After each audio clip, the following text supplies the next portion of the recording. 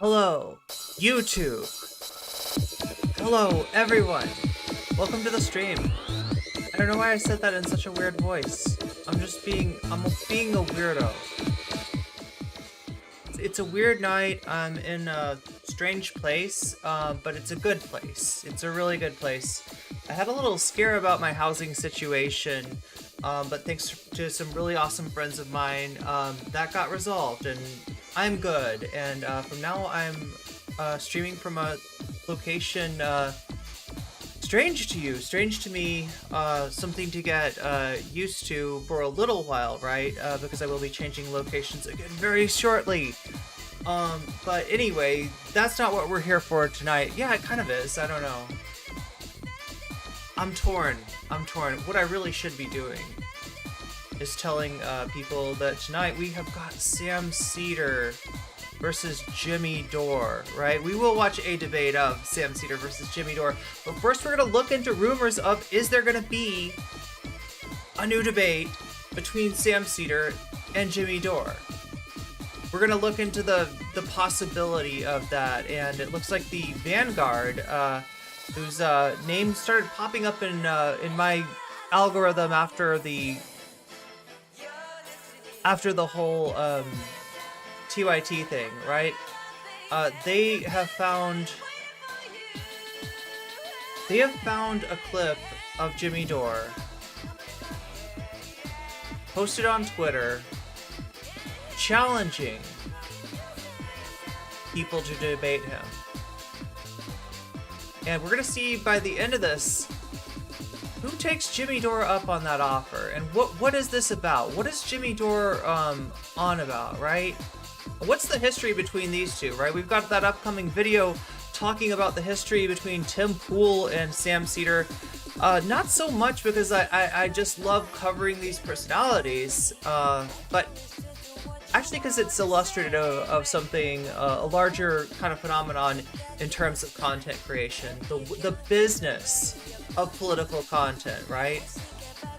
New background, yes indeed, yes indeed. Yeah, it's hey, what's up, Tuna John? Good to see you. Good to see you. Speaking of friends of the VOD, make sure that if you are not already subscribed to me, you can do that right now. I'm looking at my non-subscribed to subscribed ratio on my latest video, and it's ridiculously low. I don't even want to tell you how low. Like less than 20% of those who are watching that video had subscribed to me. Can we please fix that? Can we fix that? Yeah, you can fix that. You can help. You can do your part by hitting that subscribe button. You can do your part just by hitting that like button. That means the world to me, right? And we're gonna dive right into the content and see what the Vanguard's got to tell us about Sam Seder versus Jimmy Dore. And listen, right? I know that some people might read the title as Sam Seder versus Jimmy Dore, like as in I got the debate, I got the hot ticket for you tonight. I don't. It may happen. It probably, you know, it's hard to, we'll see by the end of this thing how likely you think this debate is to happen, but I don't want to leave you empty, right? And so we're going to find a Sam Seder Jimmy Dore debate to watch by the end of this night. That is a promise. All right, so in some form, maybe in Pog form even. Has anybody got Pogs in chat? Can we get some Pogs in chat? What am I missing? I am missing part of my chat here. Okay. Show me what I'm missing. Yeah, that one right there, and then add that in a couple places so that I can see what people are saying, and so that you can see what each other are saying in our wonderful, lovely, unified chat. I am going to talk to you a little bit more about, you know, what's been going on with me, how I am, because I know some people want to hear that. We're gonna wait a little while, right? Because I'm starting the stream already with no real intro. As soon as I can turn this music off, there will be no real intro, and I know that people will be rolling in as it goes along. Let's see what I can find here, though. Because it is like, I don't know, it is a late night stream, and I want to have at least like some vibes. Like what vibes do you think I might choose, right, for tonight? Like some late night vibes, something like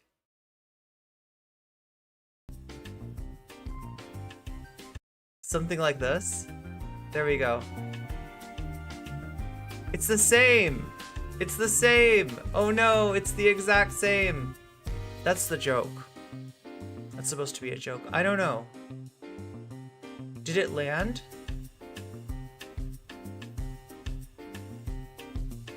You missed me. Oh, I missed you too. I missed everybody. Yeah, it was scary. It was actually really scary. Just, yeah, again, let's wait till more people get in here. I want to start talking to chat, but I know that that's not how I'm doing it tonight, so let's get into it. And I guess we can plow into the titular story of the day, the topic du jour. Titular story, topic du jour. What do we got? This is Zach and Gavin from the Vanguard. Jimmy Dore featured in a clip that was cut up by Post Left Watch. And before I hear any bitching about the source here, Post Left Watch has come after the Vanguard. Okay, they don't think positively of us. I don't think positively of Post Left Watch. It doesn't change a damn thing about this clip. You can watch it with your own eyes. Does anybody know Post Left Watch? We're talking about a Twitter account here. Here, let me slow these two down. Slow your roll. Slightly. Not completely all the way, right? Does everybody know what we're talking about when we say Post Left Watch? There's an account on Twitter. Their avatar is the poison symbol, the symbol where you're not supposed to eat some. You put it on stuff that's like, you know, dangerous to eat, and then there's the poison control number underneath it in case you eat this thing that you shouldn't eat. But it's Mr. Yuck, right? It's Mr. Yuck that I'm thinking of. Is the face? It's like a yeah face. It's a sick face. It's a green face, right? That's Post Left Watch. They have that as their avatar, and they do keep track. I will give them credit of a lot of sussy bakas, but they also kind of like. I'm trying to remember what it is. I feel like they're a little too expansive in the people that they go after. In fact, apparently they've gone after the Vanguard, right? And look, I get like that. Like I know a lot of post left people that really need some watching, right? But the people that they consider post left, it just feels like it's a little too large of a list. Anyway, I don't hate them. I'm not trying to start trouble. That's when you combine drama and trouble. You get drubble, right? You combine the two together, and it forms into a nice colloidal substance that we call drubble, right? And you can spread it on your skin, and it will cure things like dry skin. But if you take too much of it, eventually your face, oh no, that's colloidal silver. Your face will turn blue. Yeah, I'm sorry. I was thinking of colloidal silver. Drubble is something different. You know, you definitely don't want to put that on your face, but we're going to get in it tonight. We're going to play it and react to it, but it created a catalyst for a larger conversation. And also, I have you never heard of it before? to give it up to Gavin, because they followed me for a little while. Like, I don't hate them. Like, I don't have any problems. Like I said, I'm not trying to start trouble. But you know, I will also say, this is just to say that I'm not putting my NCC stamp of approval on Post Left Watch, right? Apparently, yeah, they had an issue with the Vanguard too, which, I mean, I'm new to the Vanguard. Maybe there are some issues with the Vanguard that I'm unaware of. About a year ago was when you put your foot down and you said, all right, dude, I give it 1 year. I give it 1 year before Jimmy Dore starts supporting Donald Trump. I give it 1 year. And I think that this finally starts to cross the threshold to where it's like, yeah, you're basically signaling to your audience that you prefer. I mean, he's literally arguing that he prefers Donald Trump because, you know, Jimmy would say that he would prefer the person that's the lesser fascist in his view. Of course, he has no argument to present for any of this. We'll get into that. But yeah, congratulations, Gavin. You called that one. Hit the nail on the head. Yeah, he's been kind of dropping hints for a while now about the direction that he's going. And yeah. Is anybody surprised? I'm new to the Vanguard. I don't know, people have been telling me to watch them. And I just didn't know what they meant until it popped up into my feed. Yeah, this is the latest example of that. This clip got a lot of traction. They are class reductionist. discussion online, racked up a surprising amount of views. A lot of people disputing what Jimmy Dore is claiming here. So let's take a look, and then Zach and I will give you our reaction, and then get into some other people's reaction, including Sam Seder, who kind of takes up Jimmy Dore in an offer that Jimmy makes in this clip. So yeah, let's take a look. Well, Joe Biden is a bigger fascist than Donald Trump, and I'll debate anybody on that. That's just a fact. And so when people say that Joe Biden... Oh my god, thank you, Jules. Thank you for the subby. Yeah, well, okay, look. I'll explain a little bit more about the, maybe like after this video, right? That'll be a good time. Like after this is a short video that we're watching of the Vanguard, researching into whether there will be a Sam Seder Jimmy Dore debate after all, because apparently Jimmy Dore has been dodging Sam for years and years and years, and most people do not want to, as we've seen, right? Most people do not want to debate Sam. You know, Jimmy Dore claims to not know who Sam Seder is. Is he that much bigger? Nice new place. Okay, well, more on that in a second, right? Because, yeah, there's a long story to that. And I do want to tell you, yeah, this is weird, right? You know, I'm trying to cover content, but I'm trying to let you keep you updated on me, since some people were worried. But yes, thank you, Jules. And if you too want to escape the top of the hour, bottom of the hour, whatever part of the hour ad break that you will indefinitely be subject to, should you be found without a little Persona 5 icon by your head on Twitch, right? You can link your Amazon Prime to Twitch, obtaining a free Amazon Prime sub to give to the streamer of your choice. Hopefully that's me. You can pay for a sub outright for $5 or $6. $5 on desktop, $6 I'm told on iPhone. I don't know how much on Android. Somebody out there will have to try to sub and tell me what it charges them, because I really don't know. But it is only $5 or it is only $6. That's another possibility. And the third possibility is one that, you know, do you feel lucky? I mean, do ya? Do you, punk? Do you feel lucky? If you feel lucky, you might get a gift sub, right? If you're right, you know, you're feeling lucky, but are you really lucky? Find out, appear in chat, make lots of poignant comments, and see if somebody indeed takes pity on your soul, having to watch those 2 ad breaks every hour, and gives you a gift sub in order to get you out of that. Is some kind of an antidote to Donald Trump. Joe Biden is worse. Even if Trump is a fascist, he wants to end democracy. I'm still not voting for Biden in 2024. Well, I mean, like, depending on what state you live in, that might not it might not even matter, right? You're dealing with a map that's mostly blue and red states. There's a few states that could go either way. He's a worse president than Donald Trump, and again, by any metric, he is worse.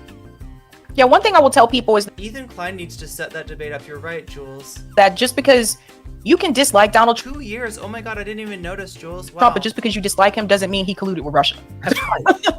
It's just like, Chief, if they can do that to a president of the United Yeah, I don't really know what the Russia thing has to do with anything. They're still on the Russia thing.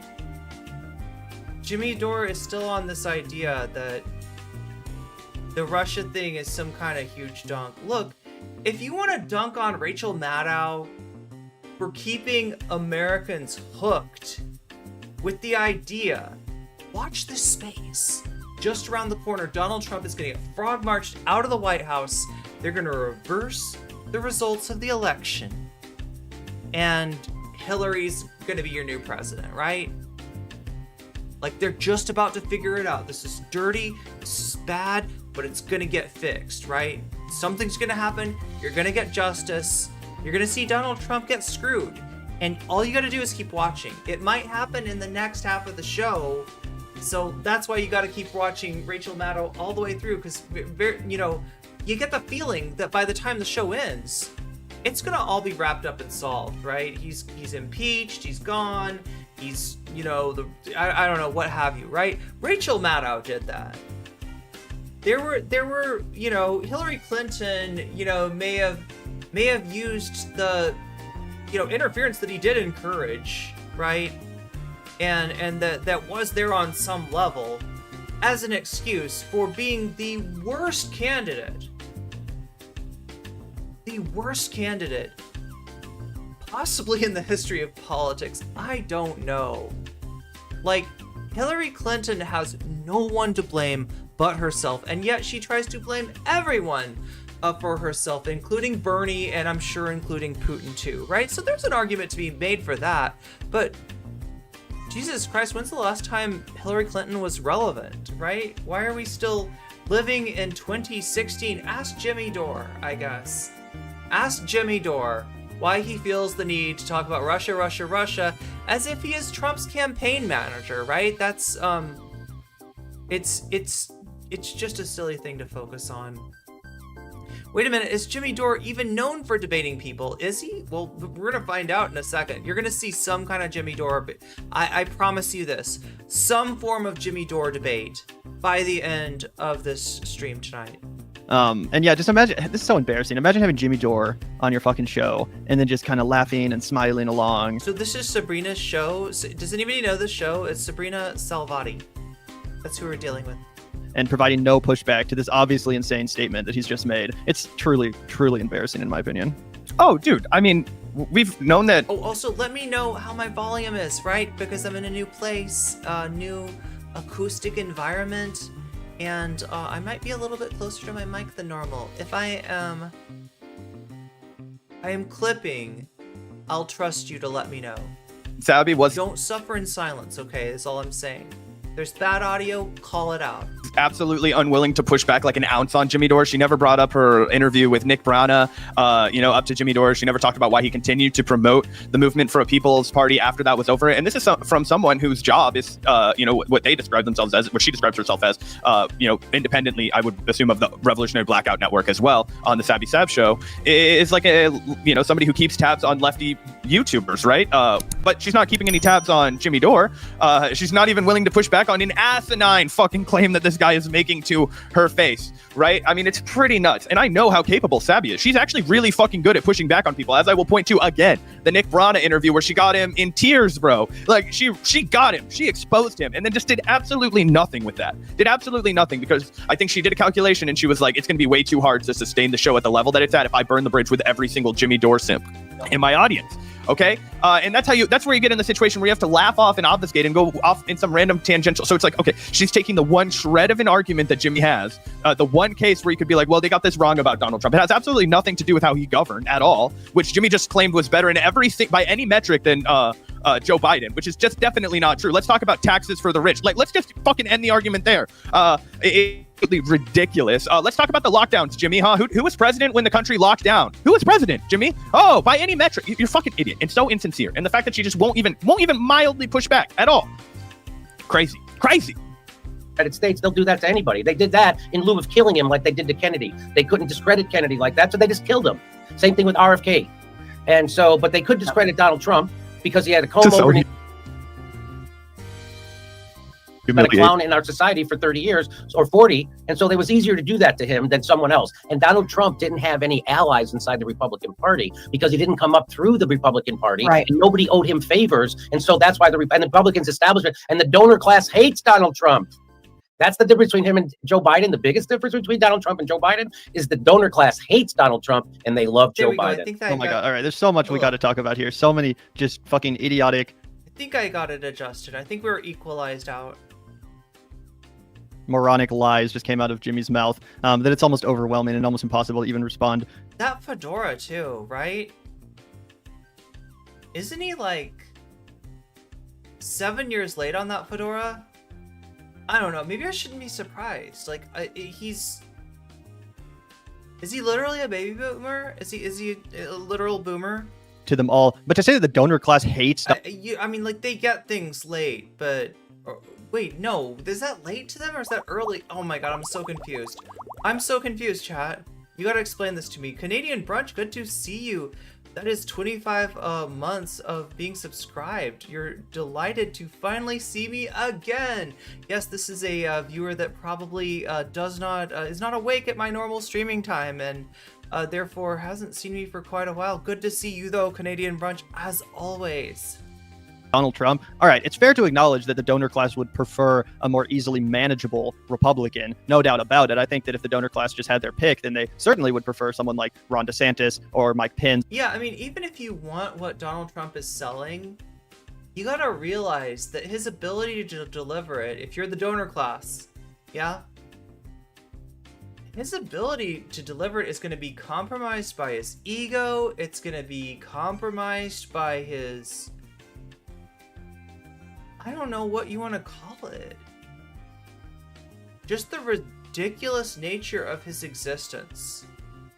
Like, his inability to do the most basic thing, his propensity to just self-own all the time.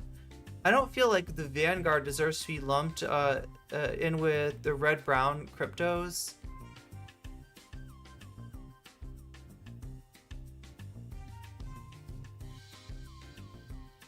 Okay, do we have mods in chat? Is everything okay? I'm sorry, I'm like just checking in.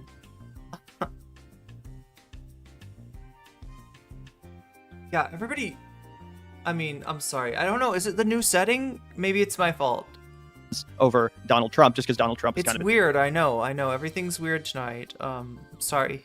embarrassing. He's vulgar, all that stuff. He brings a lot of drama into the picture that other more normie Republicans. Well, yeah. Just basically, I don't know. If I was Frank Zappa, I'd probably call it his eccentrical force. But I feel like Frank Zappa meant that in a good way, and with Donald Trump, it is anything but a good way. And like, no, maybe it is. Okay, there's a silver lining to this cloud. Donald Trump's incompetent. Okay, that's a good thing. I mean, I don't want to see him get elected again. He's gonna, he's incompetent, but that doesn't mean that every single person that works for him is also incompetent. And like, it's anybody's guess whether he can get any specific thing done. There's going to be a lot of things that he drops the ball on. There's going to be a lot of things where he does not, he trips over his own shoelaces. But there could be some really important stuff that he does that's really bad, and he has promised to basically take the country in a more authoritarian direction. He's promised to take the country in a more transphobic direction. Yeah, I don't want to see him get elected, but I guess what I'm trying to say is that DeSantis might be able to get some of the stuff done that Trump says that he's going to get done, that Trump wants to get done, and might actually mess up. You're here on Twitch? Yeah. YouTube mods. Do we need YouTube? Do we have any YouTube mods in chat? Is everybody cool? Don't. So that's fair to acknowledge. No one would disagree with that. But to say that the donor class hates Donald Trump, all right, calm down. Let's not go that far. I don't know. I mean, like, look, there's a lot of creators that I don't like that aren't necessarily post-left, right? Like, when we're talking about post-left, I think of, like, for some reason, Peter Coffin always comes to mind. Oh my god, Nabil, thank you for the subscription. Everybody, make sure tomorrow, and if you're in my stream tomorrow, you're gonna get rated in. But Nabil is doing a charity event tomorrow at 9:30 Eastern Standard Time, and yeah, we're gonna raid into that. So hopefully I'll get started a lot earlier than I did today. Again, sorry about the late stream time. I just, new place, getting all my stuff together, trying to get the shot set up. I'm still not super happy with the color in the background because, how I usually like to have a little color in my background. I think the colored lights might be packed away though, so but as is the butterfly, right? I think the butterfly is packed away. I did have to put a lot of stuff in storage. More on that later though. What was Donald Trump's sole legislative accomplishment during his 4 years in the White House? It was a massive tax cut for the 1%. The donor class loves Donald Trump. They might be occasionally embarrassed by Donald Trump. They might not like having to defend the fact that they donate to someone who tried to end American democracy and inspired the January 6th riot. But when it comes down to the substance, they fucking love Donald Trump, and it's just completely ridiculous. Incompetent, liar, and a deviant, among other things, but he's a comedian, and the uneducated in the U.S. believe him mostly. Yeah, he kind of represents the kind of person that usually, I feel like his innovation is he took people that aren't involved in politics and probably shouldn't be involved in politics. Like, they don't pay nearly enough attention to be involved in politics, and he gave them a reason to be involved in politics, right? What do I mean? In some way, it's like a celebrity effect, right? You know, there are people to whom politics is really boring, but Donald Trump is not. Donald Trump has the personality of a pro wrestling heel, and to see somebody like that run for president is pretty cool for these people. And they're voting for Donald Trump in some ways, like, to be there. Like, that they think this is something special. Like, we got a celebrity elected president, and like, he can tell Obama that he's fired. He can go in the White House, and so yeah, and yes, I am implying that there's some racism in these people too, obviously. But yeah, I mean, like, I'm not talking about the hardcore MAGA people, the people that believe in his message, the people that follow all his lore, although they're pretty low information too.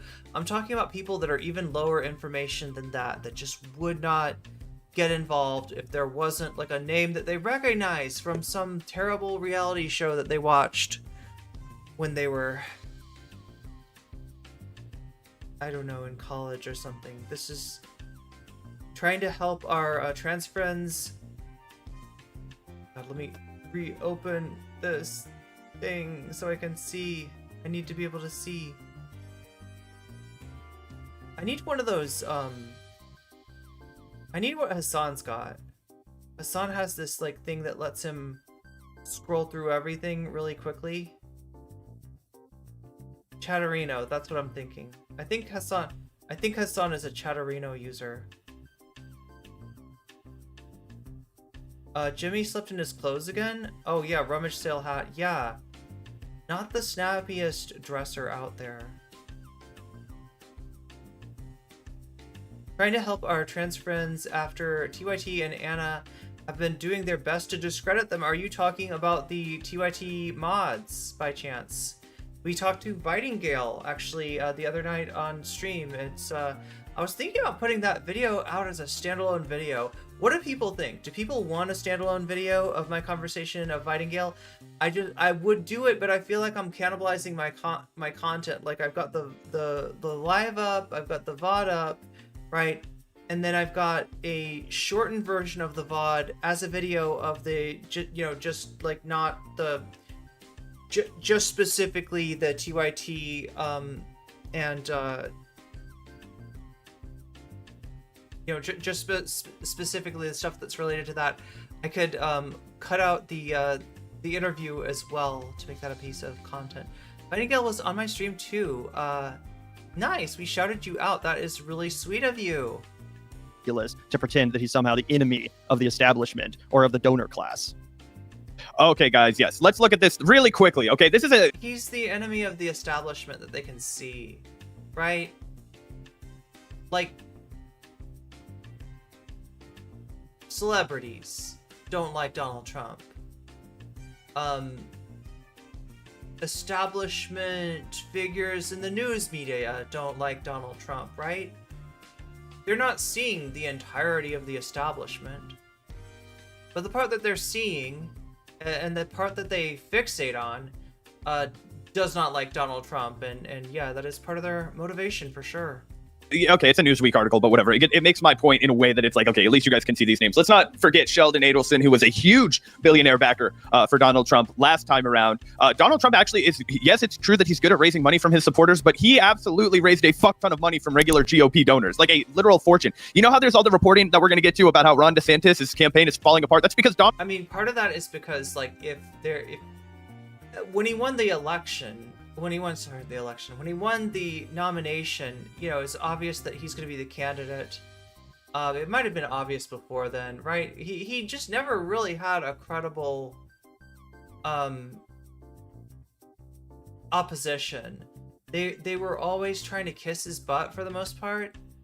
None of them wanted to be the person that put the shiv in Donald Trump, because they knew that that person was not going to get the Trump voters, and there were so many Trump voters that, you know, they were all kind of gunning for them. So they're hoping somebody else is going to do the dirty work, or some scandal is going to do the dirty work, or this like imaginary, like, you know, time bomb in Trump's campaign is going to go off. His expiration date is going to come up, as they say, and that they're going to be the ones to reap all that he has sown, because they will have been like, yeah, Donald Trump's great. Yeah, no, he's awesome. So, right, nobody laid hands on him until it was too late.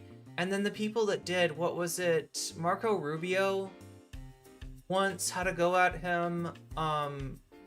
Ted Cruz might have tried to. Lindsey Graham, oh my God, he mogged Lindsey Graham. He doxed Lindsey Graham. And people just sat there and like, yep, like, Republicans don't really like Lindsey Graham. There is something about Lindsey Graham that makes them think he's not one of us, right? And indeed, he's definitely was a never Trumper for a long time. Then just became a Trump sycophant. But yeah, there was just no way that. So yeah, the donors are going to donate to Donald Trump, right? Because they want to put their money in the hands of somebody who's going to be in office. And if that person isn't Hillary Clinton, or even if it is, and they're hedging their bets by donating to both, as some wealthy donors do, you know, then some of their money is going to end up in Donald Trump's hands too. Donald Trump is getting all. Trump was indicted today. Well, no, actually, he got served. It's not called indicted. He was given a target letter, right? Jack Smith sent Trump a target letter. And no, I'm not talking about the kind of target that Forgiato Blow sings about. What's up, Neuro Riot? Indictment number 3 coming soon. Yeah, so yeah, in like 2, yeah, please clap. Oh my God, Jeb. Did Jeb ever have a go at him? I don't remember. I wish Jeb did. I want to see that. I want to see like Jeb debate Trump in Ohio. It's got to be in Ohio though. You might have been called something different last you were here. Yeah, it's a target letter, right? So yeah, and it is targeting Trump. And it is targeting Trump for his role in January 6th. So in some ways, this is the big one. And it's finally come down. It's finally come down the line. He expects to be arrested, or maybe more likely turn himself in and arraigned in the next 2 days, right? So, you know, there's going to be another, whatever the hell that was. Well, we've seen this before, right? We've seen this before where he goes in, like, I don't think he even got mugshotted or fingerprinted, but yeah, the cops were like standing there for to get their picture taken with him. It's just gonna be the same garbage. And from what we've seen, you know, like, he's threatened to bring his hogs to make things tough for the judicial system, for the police, right, for the city that this happens in, but it just hasn't manifested, right? The hogs have not quite shown up. Another indictment party, yeah. Well, they want it to be another insurrection. He wants it to be another insurrection party, but so far the hogs have not played along. All of the GOP funding to act as if somehow Wall Street and the the Koch brothers and the who all else I'm trying to think of, like down here you have top key donors leaving DeSantis, the major backers. Here we go. Obviously Vince McMahon is actually a huge backer. You can laugh that off, but Vince McMahon, noted icon noted hero of one Dylan Burns, Vince McMahon. Whatever, that's fine. I've heard from some people that Dylan Burns modeled his life after Vince McMahon. I'm not sure if that's true or not, but it has been said. Contributed $4.5 million. Blackstone Group CEO Steven Schwartzman. See, Jimmy would be fear-mongering to fuck if he saw Blackstone, which I'm sure it does, appear on Joe Biden's, list. Oh, this is on Trump. Yeah, they're what is it? The Blackstone Group, and there's like one other donor that the Republicans always talk about. I can't remember the other one. Blackstone, does anybody know? Yeah, it's not confirmed exactly, Globitz. It's not confirmed, but it's worth keeping in mind. The Hawks are getting some brain cells back. They're not wanting to sacrifice themselves to the Trumpster fire. And if you don't want to sacrifice yourself to the top of the hour ad break, you can use an Amazon Prime to get a free sub to get out of that ad break. You can spend $5 or $6 on yourself to get out of that ad break through buying a Twitch sub, or if you're lucky, you might get gifted a gift sub if you are active in chat and the person that happens to be giving out gift subs happens to see you. It could happen, all right? Don't bet your house on it. Don't bet your exercise equipment, for instance, on it, but it could happen. Of donations, you'd be like, see, these are the people that are kicking Does Trump have 30 to 50 feral hogs? you out of your homes. But when it comes He has to a few more than that. Donald Trump, he just pretends that they don't exist. ABC He'll be running with an ankle bracelet. Well, so here's the funny thing, right? And I want to remind everybody of this, okay? There has been precedent of people running from jail. Eugene Debs was in, I don't know if I'm not sure if it was jail or prison, but yeah, Eugene Debs probably a legitimate political prisoner, a socialist candidate, and did run and did not win from the White House. But what we're wondering, right? And I hope we don't see this play out, but it could, is what happens if Trump gets elected and pardons himself, right? The law isn't clear about whether that is a legal move or whether that is a not legal move, right? And the only way to know is for Donald Trump to try it out. But I mean, that could be a constitutional crisis, right? That could be a really bad time for everybody if he decides to test that out, right?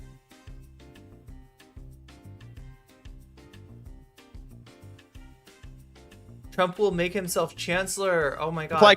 That's what he's talking about right now, though. Ubafly, unironically, that is what he's been talking about doing. Not that exactly, because obviously there is no chancellor position in the US. But what I mean is he is talking about a much more authoritarian approach, centralizing power within the executive branch. And again, let's not test that out. Let's not go there. Let's not have that happen. Founder Diana Hendricks gave him two, whatever. And actually, I think these are how terribly unoriginal and predictable of Trump. I know, babe. Oh, Trump has been listening to Bannon. Yeah, this is Proud Boys will be planning a prison. Oh my god. Okay. Yeah, look, it might be the night of me watching content that I never do, channels that I never do, or, right, because I found something else on Midas Touch of all places, and yes, I know about Midas Touch, right? But they did go over the charges against a bunch of Proud Boys, and other members of, paramilitary, brown shirt-ish groups, right? That like play on this like save the children's slogan, and yet it turns out they're the danger. They are the danger to the children, right? As in they got charges, they got convictions, they did the crimes that they are accusing LGBT people of wanting to do to children, right? So Yeah, people that are also like potentially giving money to Ron DeSantis down here, which is, as you could see, hedge fund manager Ken Griffin, who gave $1 million to the pro-Trump PAC. So back in 2018, again, $1 million from a hedge fund manager went to Donald Trump, and there's so Jimmy's talking about the donor election. Yeah, I mean, technically, you could think of there being two primaries, right? The first primary is amongst the donors. Who of the candidates is going to get money from the donors? Who do the donors think they can use? Who do the donors want? Who are the donors going to prop up, right? That's the first primary. Then the second primary is of the party voters, who were willing to participate in the early primary election. And obviously the last one is the presidential election itself. Billionaire conservative Charles Koch network of donors. I still associate Midas with the auto parts store Midas. Oh, Americans for Prosperity, and the influential Club Growth have announced they won't back Trump in 2024, which means they did. Yeah, Trump seems to be on the path of trying to increase his stay in political power. I mean, he already tried that, so it feels like that's his thing. That's his thing, and he's got no shame, right? I mean,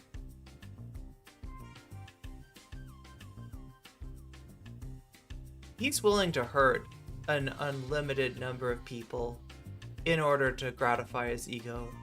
That's just who he is. Back him last time, which means he was not too unfriendly for him while he was president, okay? Do you see what I mean? Even when they are flip-flopping to Ron DeSantis, they already all supported him last time around, and they already will once it becomes absolute. And that's the other thing, right? They might prefer Ron DeSantis. They might prefer what's his name? Tim Scott? South Carolina. They might prefer, I guess Youngkin is not running yet, right? But they there's a lot of people they might prefer. But if their gambit of putting their money behind that person doesn't pay off, their money will go to Donald Trump. And I mean, there is something that they lose in that, right? It's probably better to have your money with the candidate early. The candidate that wins early, if you really want to maximize your influence. Absolutely abundantly clear that I'm like giving advice for any donors, any campaign donors watching. Here's No Comment Check's advice of like how you should buy our democracy. Only other alternative is Joe Biden. Okay, that's why it's hysterical, and it's obviously I think American people are getting more than enough bad faith, and it's because he knows where his audience is. And I can see the look of shame on Savvy's face when she's going through with all of this, and she's like, okay, here it is. This is my transition into just being a right-wing enabler. Because the look in her eyes is like she's a little sad with herself, and that's why I think is she dying inside? Is that are we seeing her soul leave her body? Just has to force herself to laugh. But if you look at her, it's the fedora, right? That's how you know. That's how you know you fucked up. R.I.P. Green $sign. That's how you know you messed up. Yes, that's how you know you messed up. When you go on stream with the fedora and you're just supposed to smile and agree and face when Jimmy's talking, she's looking away, and I think she's starting to realize just how let him go off far away it's all gotten. The NCC wing of the party. You just gotta see the look in her eyes. She looks like she's ashamed of herself, and I would be too if I was letting Jimmy Dore say this crazy shit. Last thing you want is to have audience captured with Jimmy Dore's fans. I mean, like, I don't know, maybe it's too late. Maybe she's made that calculation, it's already too late. I don't really know what's gone on though in terms of this audience capture situation, right? But you're exactly right, Michael, that audience capture is a huge thing. We've seen it play out, with the various orbits. That's kind of like what orbit is, right? Let me give you an example, okay? Demon Mama debated Destiny. Demon Mama kind of caught Destiny sleeping. He didn't, I don't think that he thought much of Demon Mama. And she made him look bad, at least for the first half of that debate, right? And he never forgave her for that. And he would have destroyed her for that, were it not for the fact that she caught the attention of one Vosh V. And that Vosh V shouted Demon Mama out to the point that her channel was big enough to survive whatever kind of onslaught from Destiny's community was going to come, right? and you put Vosh fans into an audience, there's not a lot of people at that point, at least, who are going to be sympathetic towards Destiny's weird hate for Demon Mama, right? But once that happens, if you're Demon Mama, you don't have the choice to part ways, right? No matter what Vosh might say, no matter how you might disagree with it, right? And I don't know that she does. Maybe they just maybe they're very copacetic. Maybe they just agree on stuff, right? Maybe that's all natural and that's all real and they're just made for each other. That's entirely possible too, right? But if they're not, and Demon Mama has a more substantive criticism of Vosh, then, well, I just think he's wrong on this issue, right? If she really feels like he's doing harm, if she really has like an issue with the kind of tactical misogyny or whatever, she's not saying it, and she's not able to say it. She's effectively captured. She's effectively hemmed in. She doesn't really have another place to go without kind of starting from square one, right? So that's what we're talking about when we say audience captured. The Demon Mama is a great example of that. Fedora is hiding something that's full of secrets, just like Tim Pool's beanie, right? You can't expect rationality from the right-wing, uneducated, uninformed, hateful zealots. I don't think any of them can, at any point, do the right thing for their country or state. You should write a book about all this. Oh my gosh. I mean, God. Wait, really? Good night, Jose. Vanguard is going on Kyle Inference. What, tomorrow? I should write a book about this. Yeah. Would anybody buy it? If it was like an ebook? I don't know. On my show. Yeah, it's been a very embarrassing I feel like if I write an ebook, it's got to be practical, right? It's got to be like a practical guide to revolution. Oh my God, am I Chapo? trajectory for Sabrina. And yeah, I'm not sure if she's at all, fed up with the direction she's gone or if she's happy where she's at. I would certainly be embarrassed to be making videos. And look, that's not to say that no one could break away from the White Leaf Network, because there is person. I was about to say there are people, but honestly, I can only think of one. There is one member of the White Leaf Network, right? Maybe two. One that seems to be breaking away.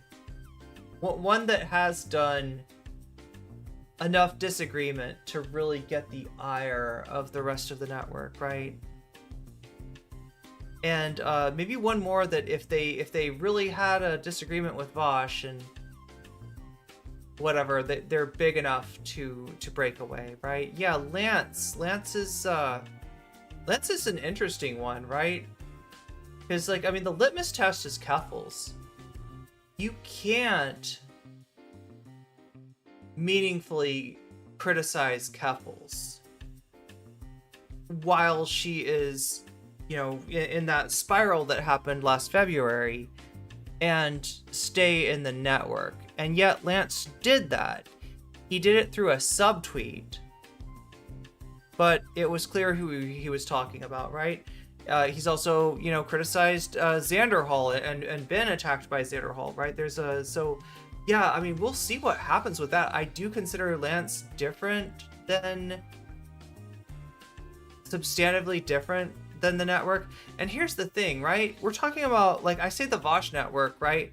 But realistically, we're talking about the White Leaf Network. We're talking about Vosh's sysadmin who set up a software called White Leaf. It allows a streamer to effectively double their income from subs. So instead of 50% going to Twitch, it's like 100% almost going to the streamer, which is huge. And the bigger of a streamer you are, the bigger of a deal that is, right?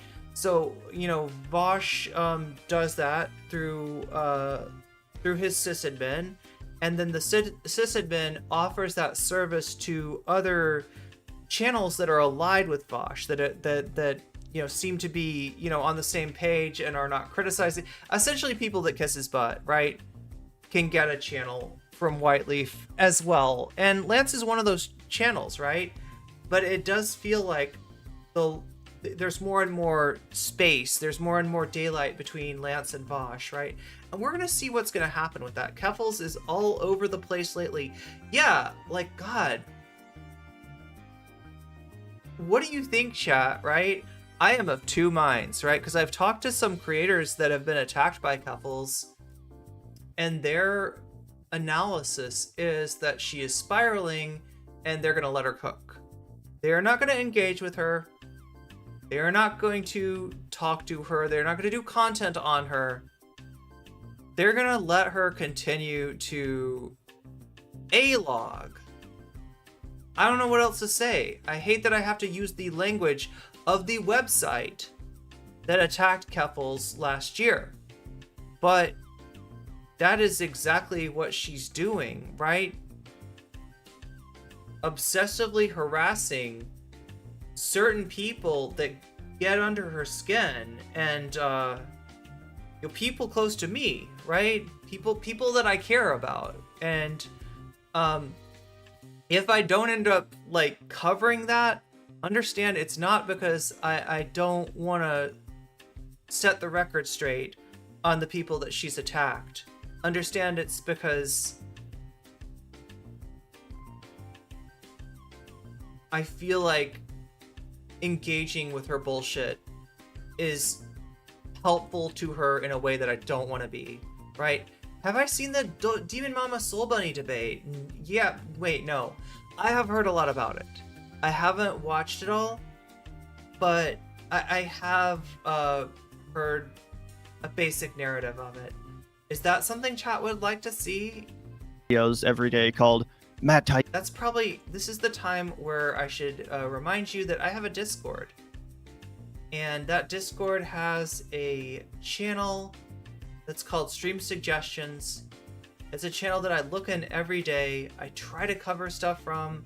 I feel like I don't get to cover nearly enough stuff because look at right now, look at how long I'm taking on this 17-minute piece of content to react to.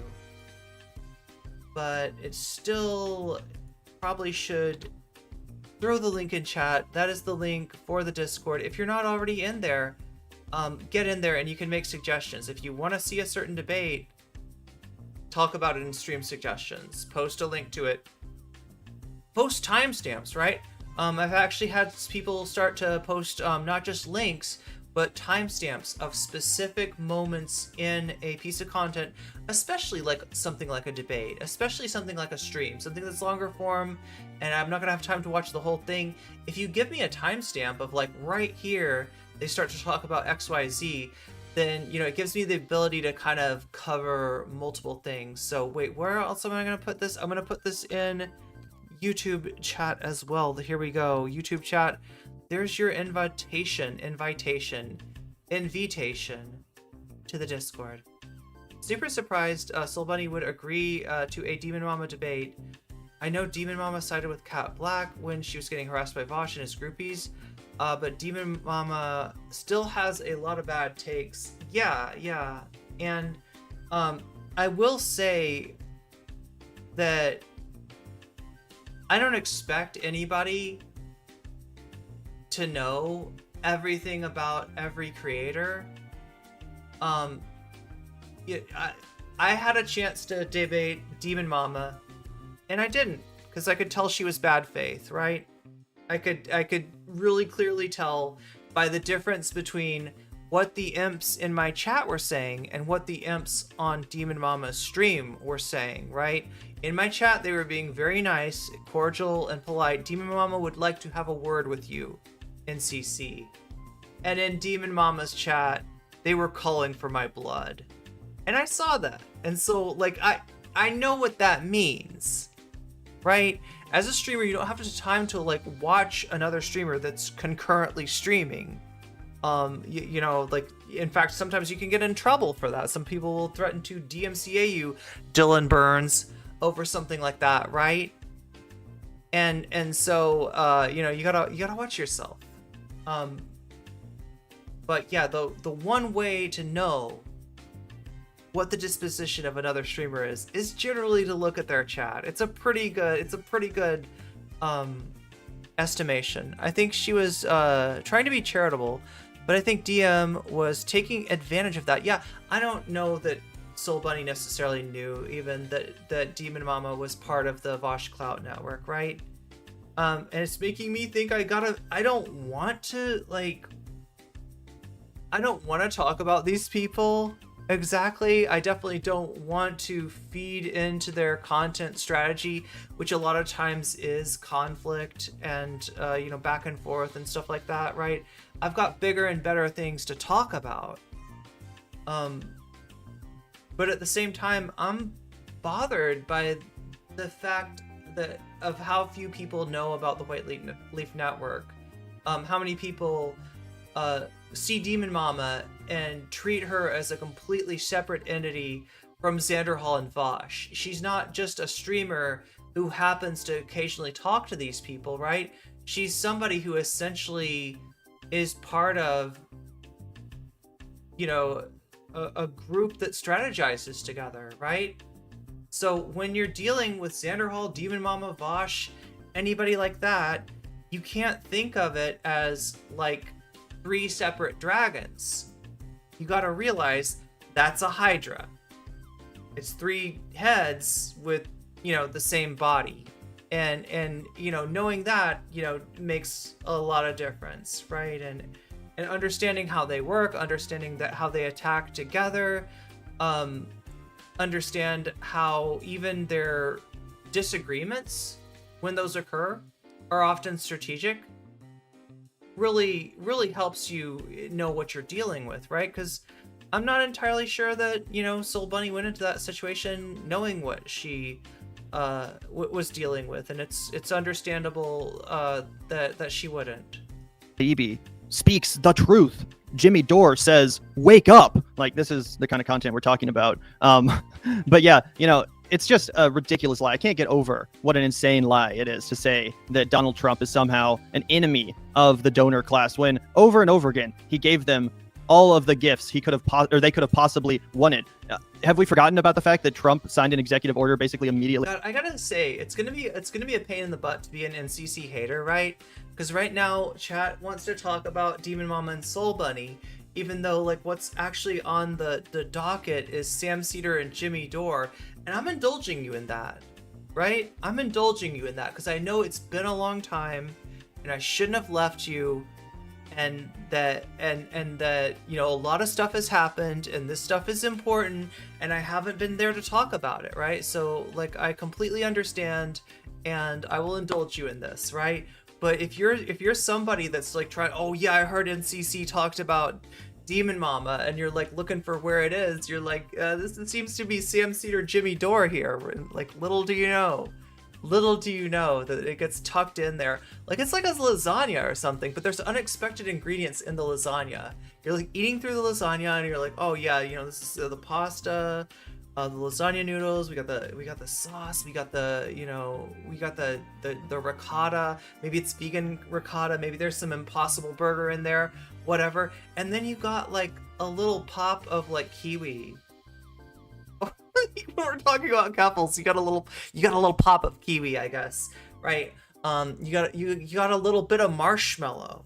Just what is that? Is that Vosh? Is that White Leaf? The marshmallow, right? Yeah, it's sussy lasagna. Yeah, it's got a lot of hidden ingredients. You're you pull out a lollipop, and you're what is this? What is going on here? And yeah, it's just. After becoming president, requiring agencies to slash 2 regulations for every new regulation put into place. I mean, this is one of the most. It was so naughty of me. I don't know. I felt like a bad person. Oh my god. I felt like a really bad person, and we'll get to that in a second. What a bad person I am. Pro-business, pro-donor class presidents we've ever fucking had. Have we forgotten about the fact that the Trump administration rolled back more than 100 environmental regulations? I mean, you can't get much more pro-big business, pro-donor class. Yeah. So I mean, but this is such a basic perception, right? You would think that even somebody like Jimmy Dore would be a little too aware, a little too plugged into the political process to fall for this stuff. But it's the same stuff that that people, people that they see politics and they don't like what's going on, and they want it to change, and. Even when you elect somebody that's literal campaign slogan is hope and change, it doesn't change. That's not what he meant to change. That's not what he was talking about when he said change, right? We're going to keep the system of money in politics. We're going to keep the system of a dog and pony show democracy.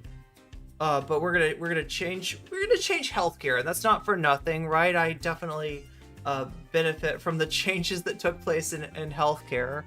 And you know, there's good things, but in terms of the structure and in terms of the capture and the hypocrisy, right? Nothing changes.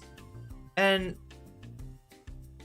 they see the fact that Donald Trump gets pushback from the establishment mainly because he is not only like beyond the pale on so many issues, right? The first person to just be like, yeah, why can't you be openly racist in the presidential campaign, right? Why you know what I mean? Why can't you be like openly sexist? Like, let's give it a try, see how it works, right? And you know, the establishment reacts badly to that. They call it out. Republicans and Trump voters see that reaction, and they take that as a sign they don't want him. Maybe he's gonna break the system. Maybe he's gonna break the system of money. He even says, like, wait, like I was part of this corruption too. I donated to both sides. I bribed your politician, but I have so much money because of the legend of Trump, the legend of the rich, wealthy, successful Trump. Thank you a lot, whoever produced that reality show, for reinforcing that shit. From a guy that went bankrupt, right? To still having this golden veneer on him. And they think maybe he can't be bought. And it's like, you know what? He doesn't. It's not that he can't be bought. Here's the clip. Okay, somebody make this a clip. It's not that Donald Trump can't be bought. It's that he doesn't need to be bought. He is the donor class. He fully represents their entitlement. He fully represents what they are already. He doesn't need to be bought. Than Donald Trump. So he's not gonna drain the swamp. He is the swamp. again, it's just a fucking lie. He made Scott Did I send you a funny video from Sam Seder a few years back about Jimmy Dore? Sure. Pruitt, the head of the EPA, a man who was on record saying that he didn't believe in the Jimmy, I am just a jag-off comedian. That doesn't mean, Environmental Protection Agency. Right. And then there's this lie about, oh, well, you know, Isn't there a show called Jag? he was an outsider. He came up from outside. Oh, wait, that's that thing that Ron DeSantis was one. Of the you know, Republican Party structure. So he didn't surround himself with swamp monsters. He didn't surround himself. You can also give me the title. With insiders. Of course not. Completely Trump is the swamp monster. forgetting that he made Mike Pence his vice president. Completely forgetting the fact that he hired John Bolton, Mike Pompeo. What the fuck are we talking about here? You're just lying now. You're literally. That's what capitalism comes down. In some ways, like, Donald Trump exemplifies capitalism, right? Exemplifies the entitlement of it, and exemplifies the ego aggrandizement project that is capitalism. These bourgeois clowns are cosplaying as kings and queens at the expense of all the rest of us. Really just lying. And you're making up this imaginary version If they want to do that, they should understand the graveyard that they are dancing on, right? of Donald Trump that's somehow more anti-establishment than he ever actually was, and that somehow is feared by the donor class when the donor class absolutely wants this guy to be president. Betsy DeVos, Secretary of Ed. I mean, the list goes on and on. That's Eric Prince's fucking sister. Okay, guys. Like, I mean, it doesn't get any more like transparent. Anyway, we haven't up, B? even made it through the whole clip yet, so let's finish this up before we get into some of the responses, including from Mr. Sam Seder of the Majority Report. There we go. Right, because what did we find out from Tucker Carlson? That one of the plans for Fox News was to support Ron DeSantis this time around and not to support Donald Trump, because the donors plan to back Ron DeSantis, and that's how it works. Oh, I didn't know that Tucker revealed that. That's interesting. Of course, that's the truth. Yeah, Tucker also said that he hated Trump's guts, right? Yeah, they had already. Wait, why are they talking about the stuff that Tucker revealed, and they don't seem to be aware of the stuff revealed about Tucker, right? He doesn't like Donald Trump for whatever reason. I don't know who he does like. I don't know who he wants, but he makes fun of Donald Trump. They have a strange symbiotic relationship. This is something to cover, right? The relationship between Tucker and Trump. Tucker doesn't like Trump, and if I know anything about Donald Trump, he prizes loyalty above anything else. So, you know, obviously Donald Trump doesn't really like Tucker, but publicly they are very supportive of one another. Decided Rupert Murdoch had already decided we're going with DeSantis this time around. Seems to be a trend of older left-leaning people thinking Jimmy Dore is a progressive before finding out too late that he isn't. Brianna Joy Gray was an exception. Apparently, she dumped him already. God, I forgot them being Not Donald Trump, because that's who the donors are backing. So that's how it works. I would also like to add that we're about to cover reporting that DeSantis is shedding his Is it really satisfying that Ron DeSantis is laying a big egg on the primary so far? Yeah. I mean, obviously Donald Trump.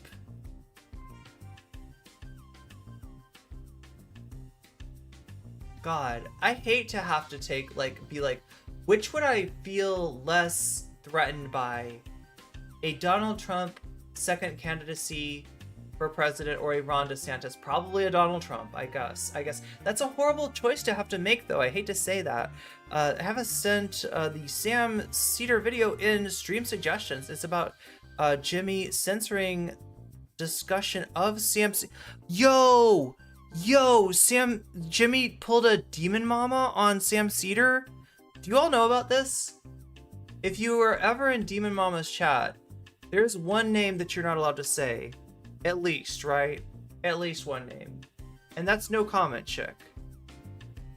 You're not allowed to acknowledge my existence in any way, right? I guess that's on threat of ban. So just like that, it sounds like Jimmy Dore wants to pretend. Wait. And you know what that is, like, right? She wants to pretend I don't exist and, hope that that's going to contribute to me disappearing into oblivion. I'm sorry, Demon Mama, it hasn't worked. Especially when you made weird statements. Like a year ago, she said that I was going to jail. A year ago, she was talking about legal action against me, right? Demon Mama, I'm still here, right? I haven't heard anything from a lawyer. You are full of shit. And then maybe you're just listening to people who are full of shit, but regardless. Because he's not fundraising. You're taking the L on that one, Demon Mama. Why? Because the donor class abandoned him. Why? They're literally manufacturing consent right now, Jimmy and Sabrina, to elect Donald Trump on the guise that he is the more outsider candidate. Did Brianna Joy Gray ever publicly distance herself from Jimmy? That's what I wanted to know, right? Because they said that they broke up, right? They're no longer friends. But I don't know when that happened. And when we know exactly how he will govern, and he governed poorly. Right, Janelle? 100%. Completely ridiculous and totally embarrassing. Again, if I had a guess on... Yeah, weaponized cops against people. I don't know what she was talking about. Look, if I had to guess, right, it probably has to do with Vosh's cishet men. Because Vosh's cishet men did try to take down my videos. Basically contact my manager at YouTube and ask them to strike me. She was looking to copyright strike my channel. She's tried to do it at least 4 times, right? That's the only thing that I can imagine that Demon Mama was talking about. The Vanguard that was spewing that kind of bullshit. Some people are leftist only for show true. You better bet that there would have been some pushback. You fucking better believe it. Anyway, this got a lot of traction. Like I said, this clip kind of went viral. A lot of people dunking on Jimmy. One of those people was Mr. Sam Seder. Sam Seder. Like I mentioned. And if you guys recall in this clip, Jimmy Dore says, I'll debate anybody on that. Challenge accepted. Wait, so what was it about? What was he going to debate anybody about? Joe Biden is a bigger... fascist than Donald Trump. I'll debate anybody about that. That's gonna be the topic. I mean, look, what do you think, chat? 1 in chat if you think that this debate will ever happen. 2 in chat if you think that Jimmy Dore will never debate Sam Seder. Anyone on that, referring to his statement that, of course, obviously, Donald Trump is less of a fascist than Joe Biden. And I'll debate anyone on that, said Jimmy Dore. So Sam Seder says, hey, well, challenge accepted. Unless, of course, you are all hat and no cattle, Jimmy Dore, which is a funny expression, not one that I was particularly. I mean, that's kind of a boomer thing to say, but whatever. It's Sam. It's Sam. We know Sam, right? Particularly familiar with, but he's thinking of westerns. It's the showdown at the OK Corral. give it to Sam. I do enjoy that turn of phrase, Especially because Jimmy wears that cringy ass fedora. Yeah, that's a 2. Oh god. great point. All hat and no cattle. That's funny. Anyway, as you guys know, Trump weighs more than Biden, so technically he's a bigger fascist.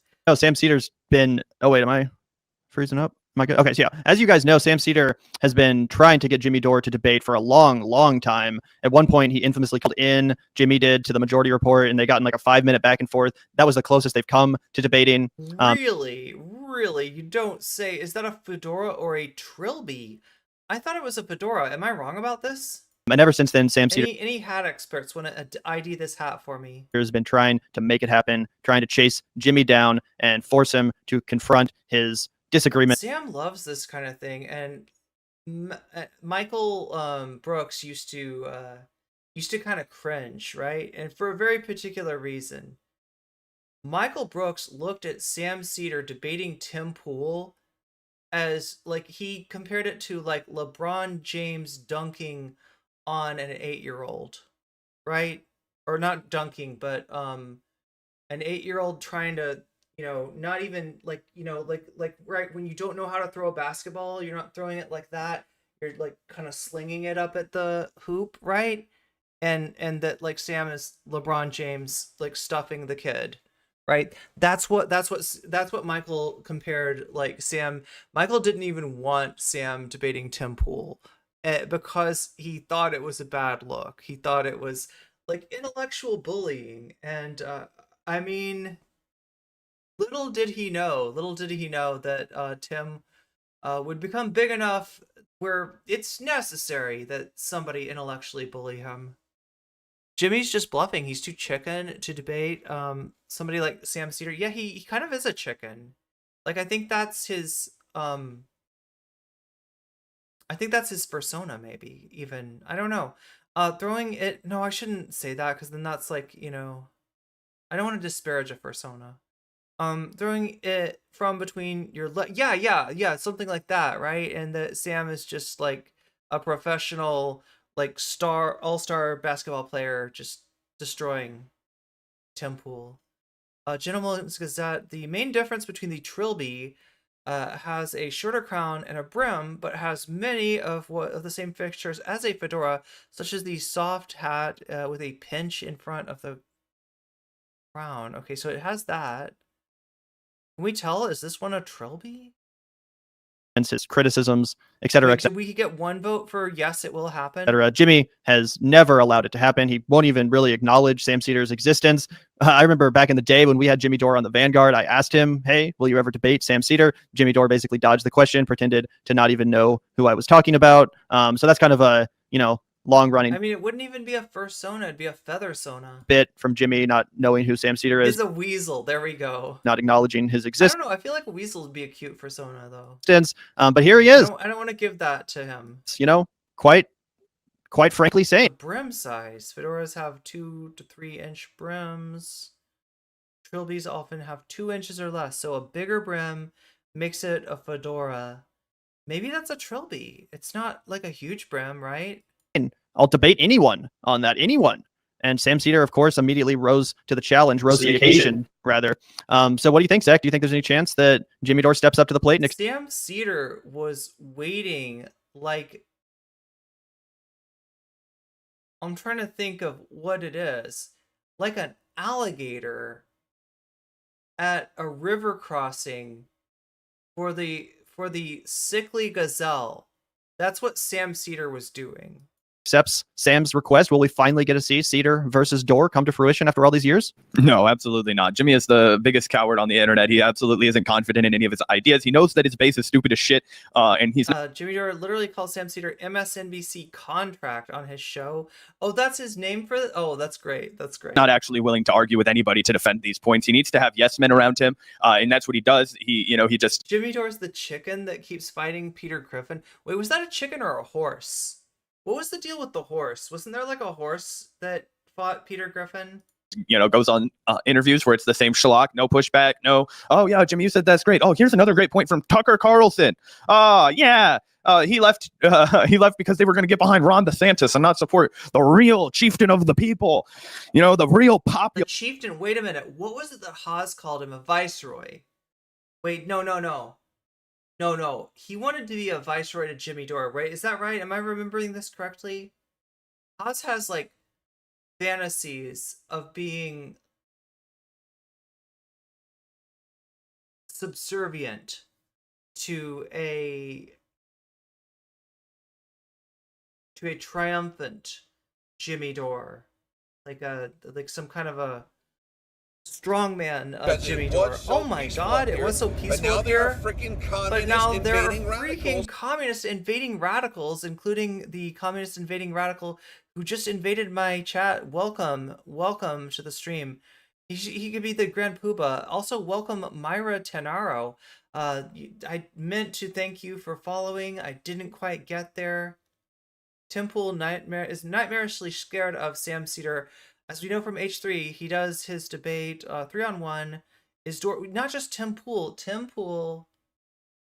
Steven Crowder, Jimmy Dore? Obviously, Dave Rubin doesn't want any piece of Sam Seder, right? I'm trying to think. I think the exception is the Jackson Hinkle. Jackson Hinkle is the one right winger I think that was happy to debate Sam. And that was mostly because Sam did not know enough about who Jackson Hinkle was to know that he shouldn't have taken that debate. But he did.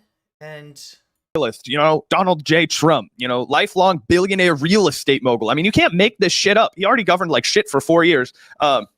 Yeah, no, of course Jimmy won't argue Sam Seder. He was humiliated in the 5-minute exchange over the phone, and that's why he started pretending he didn't know who Sam Seder was, because he never wanted to have to, be caught with his pants down like that again. 5-minute exchange over the phone, you say? And next time, that happened, as far as I'm documenting, when next time he went on a real debate with somebody was, when they tried to catch him on the Adam and Sit show, and he just ran away like a scared little, Wait, who tried to get him on the Adam and Sit show?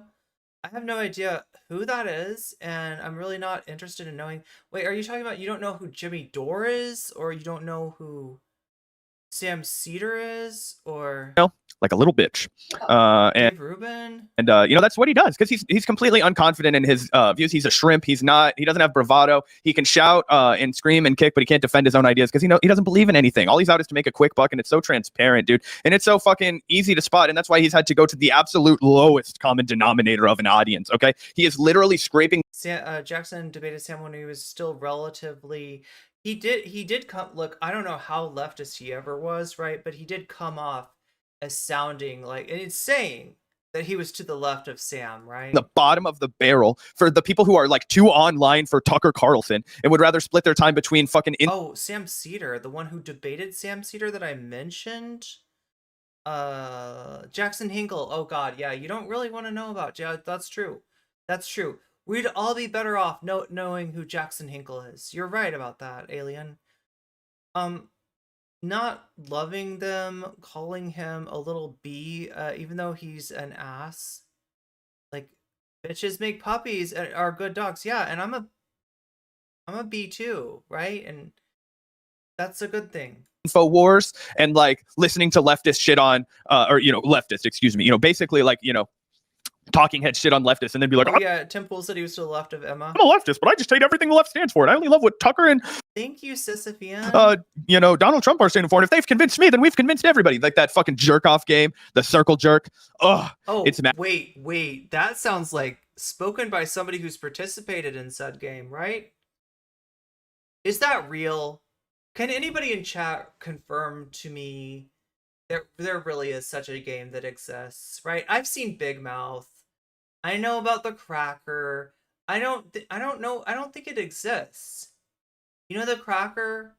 There's a circle game that involves a cracker, and the last one to finish eats the cracker.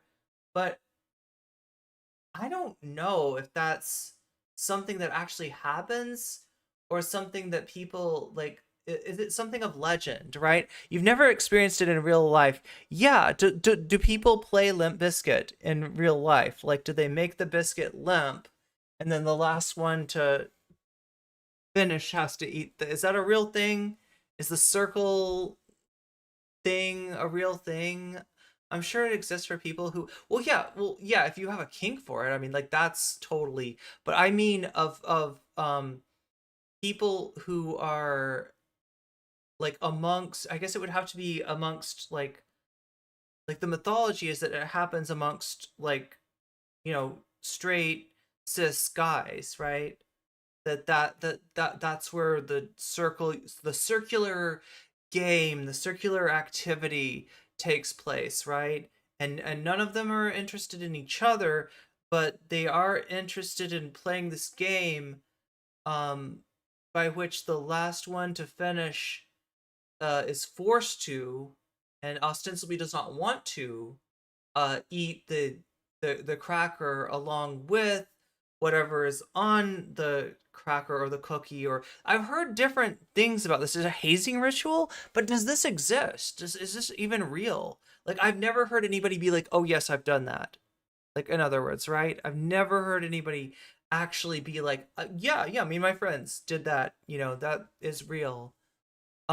It's Rainbow Parties level BS. I'm sure that yeah. Let's make it real. I mean that.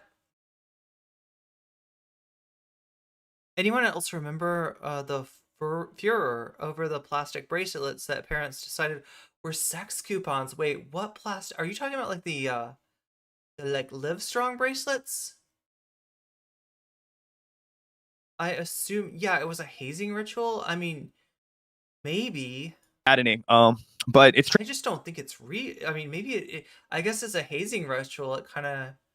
Well, wait, but if it's a hazing ritual, isn't that usually done that the upperclassmen do the bad thing to the lowerclassmen? But then, like, if it's a game, okay, force the lowerclassmen to play the game. I guess that could happen. Jelly bracelets. transparent. It's clear as day now, but absolutely not. Jimmy is afraid as fuck to argue anybody. I mean, he had Graham Stop saying the F word. YouTube doesn't like the F word. Hancock on, but that's only because he knew that his chat had already decided that he would win. All he would have to do is scream at Graham for, Oh my god, I'm such a 90 minutes, such a prude. humiliate his old friend because the chat was going to side with, God tier Jimmy, the man who's never wrong. Like, I mean, he literally created The Marxist, Leninist, anti-imperialist Jackson Hinkle. That might have been what he was calling himself at the time. a cult following for himself. I mean, he's absolutely unserious. He's unwilling to. That's a good thing. Yeah, I'm asking chat, and I might not have any representatives of the group that is reputed to partake in this activity in my chat. I don't know that for sure. Engage in good faith at all. And we've been calling it out for a while over here at the Vanguard. The Vanguard. Okay, so did you hear what they referred to?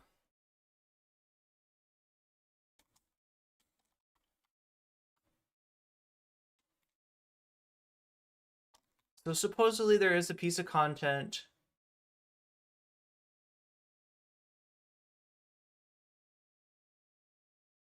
this is longer than a 5-minute phone-in video. Sam debates a Jimmy Dore fan. Lots of content on Jimmy Dore by Sam. Debate excerpt. So if you want to interfere with that algorithm and make it push my content, hit that like. Clear. Well, your ears. What year is this video? 6 years ago. So let's do the math. 2017. No, sorry. Here we go. Week of September 19th, 2016. So this is prior to the 2016 election. Burning? Yes, they were.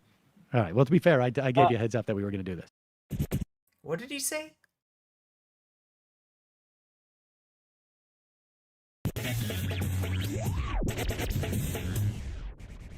Jimmy, are you there? Yes, I am here. Were your ears burning? Yes, they were.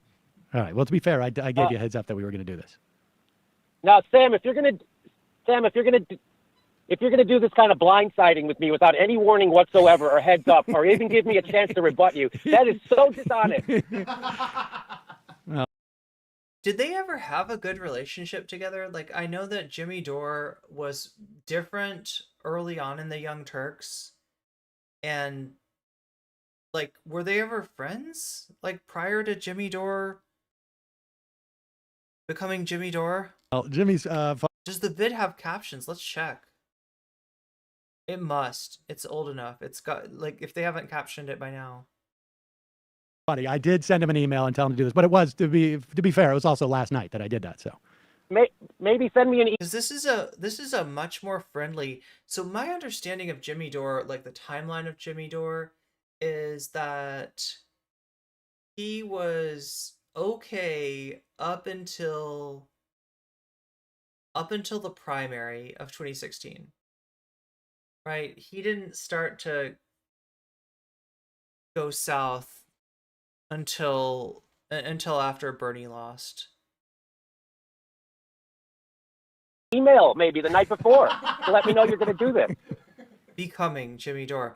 But yeah, I mean, definitely this is September of 2016. So this is after Bernie's lost. I guess I can see them not being as hostile, right? Because he did take a while to... Well, I appreciate you're having a sense of humor about it. But I mean, talk to me about it, because I still have more of your tape, and we can go over that tape. Sam, I like you. I like your show. I would come on your show whenever you want me to come on. So all you do is a little email or a text or something. Let me know you're going to be ripping me a new asshole, and I'll show up. Well, I'm trying to overlay it on your existing one, if it makes you feel better. I'm trying to overlay it on your existing... Wait, instead of ripping you a new hole, I'm going to overlay it on your existing hole. What? What is... Hey, you know what? Actually, I'm getting a little bit of the delay or something. It's coming back in my ear feed. It's the libertarian thing. I think it's Peter Thiel. Can I try? It's a little distracting, so can I call back in? Let me call you back on a different line. I'll call you right back. Okay. All right. Thank you. All right. Well, Does he have the show on? But we'll call Jimmy back. Yeah, this might be cursed. Warning. I did, in fact, I should say, before people start freaking out. I did. You heard that Jimmy lost it when Bernie didn't win the nomination? I did invite Jimmy on last night, and he said he couldn't make it. It's better because there's already a hole there. Okay. Yeah, I'm just like, conceptually, is that just like, are we talking about two holes in superposition? Isn't that called a fistula? Quite possibly. Apparently he can. He was just driving around. Okay, that's the Skype noise? That's all he was doing. Wait, he's driving around, so it's not Skype. Hello, Jimmy Dore, irresponsible journalist. How are you? He just wanted to greet Sam once again. Are you on the 405 right now? I'm on the 10. I'm texting and I'm watching a TV show at the same time while I'm driving. That's how reckless I am. I was going to say, irresponsible driver as well. All right, Jimmy. So yeah. I mean, what's your response? I haven't gotten to the other parts yet.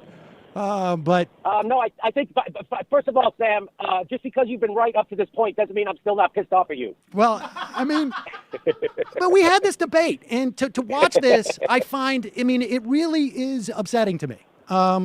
Because now, let me just say, your point. I think the reason Jimmy won't debate Sam Seder is because he thinks Sam is bad faith. From his perspective, Sam is bad faith. About the Supreme Court, people have been saying that. Mostly like Tim Pool and Steve Crowder. My position on the Supreme Court is that right now, like you said, he's not your first choice. I'm with you on that. I'll just say this right now: the Republicans aren't even giving a guy who they called a perfect choice. Right? They loved him.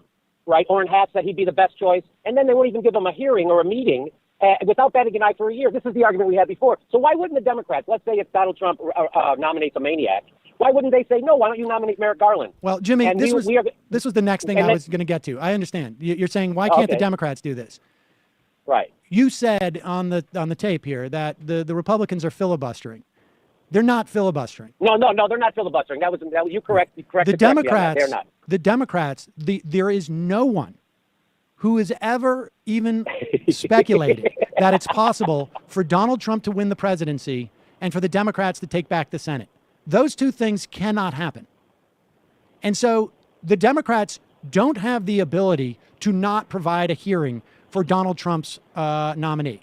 There's no way the Republicans are going to go for. So wait, what is Jimmy's making the assumption here that wait, what is he saying? Why wouldn't they say, no, why don't you nominate Merrick Garland? Well, Jimmy, And this we are called a perfect choice, right? They loved him, right? Orrin Hatch said he'd be the best choice, and then they wouldn't even give him a. So we're talking about Obama nominating Merrick Garland. Yeah, that was a really weak choice, right? The Republicans were going to be unhappy with whoever Obama's nominee was, but he thought that he could, and this was before anybody thought that it was possible that they were just like not going to vote on Obama's Supreme Court nomination, right? You know, it's just a general thing where Supreme Court justices get on the bench, right? In most circumstances. The two exceptions I can think of is a Bush nominee named Harriet Miers, who was not qualified or did not seem to be qualified to be on the Supreme Court, and as a result, she became a laughingstock and she withdrew, right? And Robert Bork, a Republican nominee under George W. Bush? No, George Senior Bush. Senior Bush, yes. Senior George Bush, not Senior, I'm saying this wrong. George Bush Sr., that's what I'm trying to say. George H.W. Bush nominated Robert Bork, and Robert Bork had the unfortunate personal history of having lived in an exclusively white neighborhood, a neighborhood that was literally segregated and did not allow black people to move into it, right? So, you know, that and a few other things. Even Clarence Thomas, who had credible allegations of sexual assault against him, was still eventually led on the bench, right? There's very few circumstances in which a serious nominee who wants to run, you know, who doesn't drop out, is not confirmed to the Supreme Court, right? So, you know, it was thought that they would be, and you know, I don't know, like the difference between like a Merrick Garland and a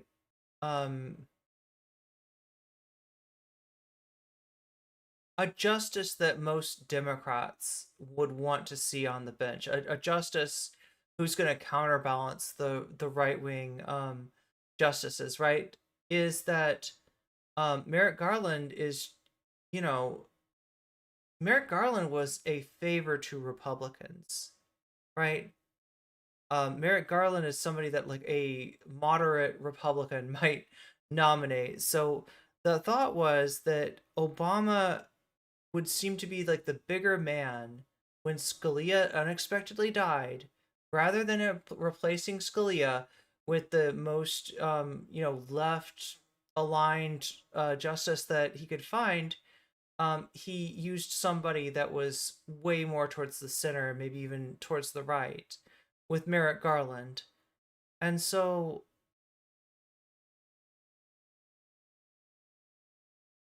you know, like, you got one or two choices, right?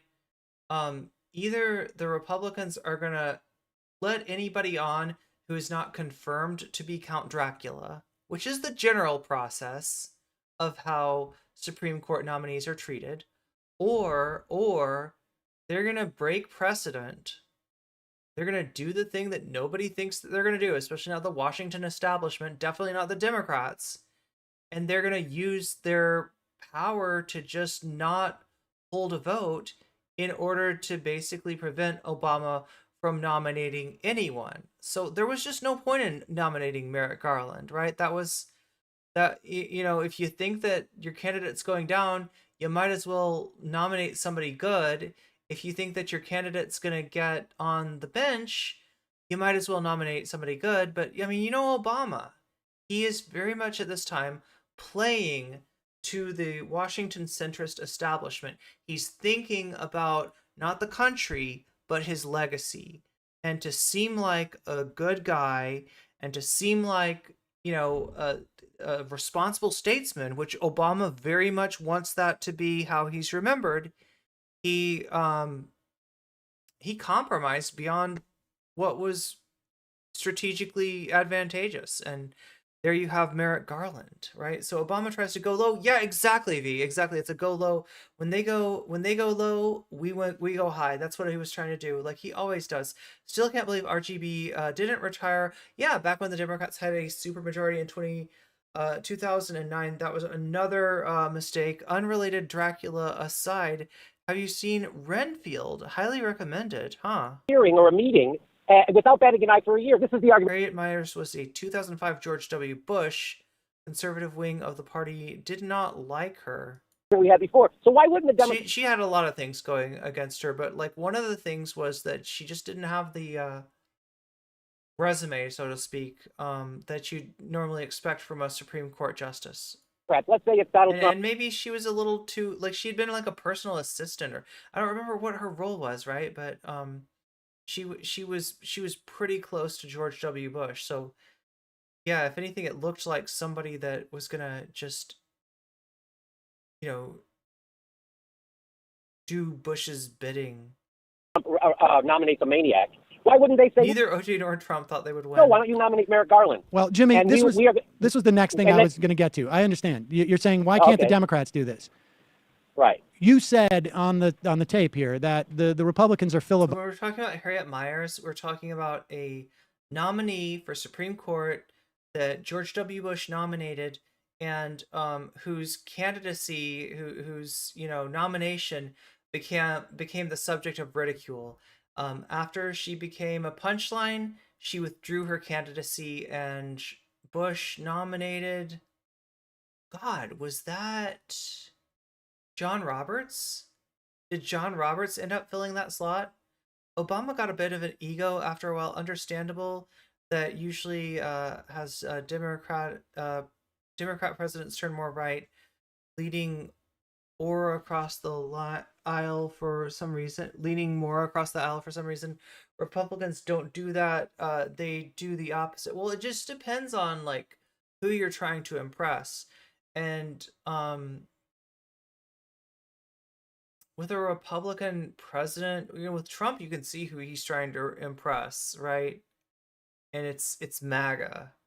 With Obama, he's trying to impress centrist establishment journalists. He even tried to basically cut Social Security because that's what they were asking for at the time. And the only reason he didn't do that is because he didn't have a willing partner in the Republican Senate, right? The Republicans literally did not want him to have the kind of legacy that would make him like a, this is a sad thing, right? So Reagan, is the like legacy candidate, like, right, when Republicans want to refer to the golden age, or at least before Trump, they would talk about Reagan, right? That's like a watermark.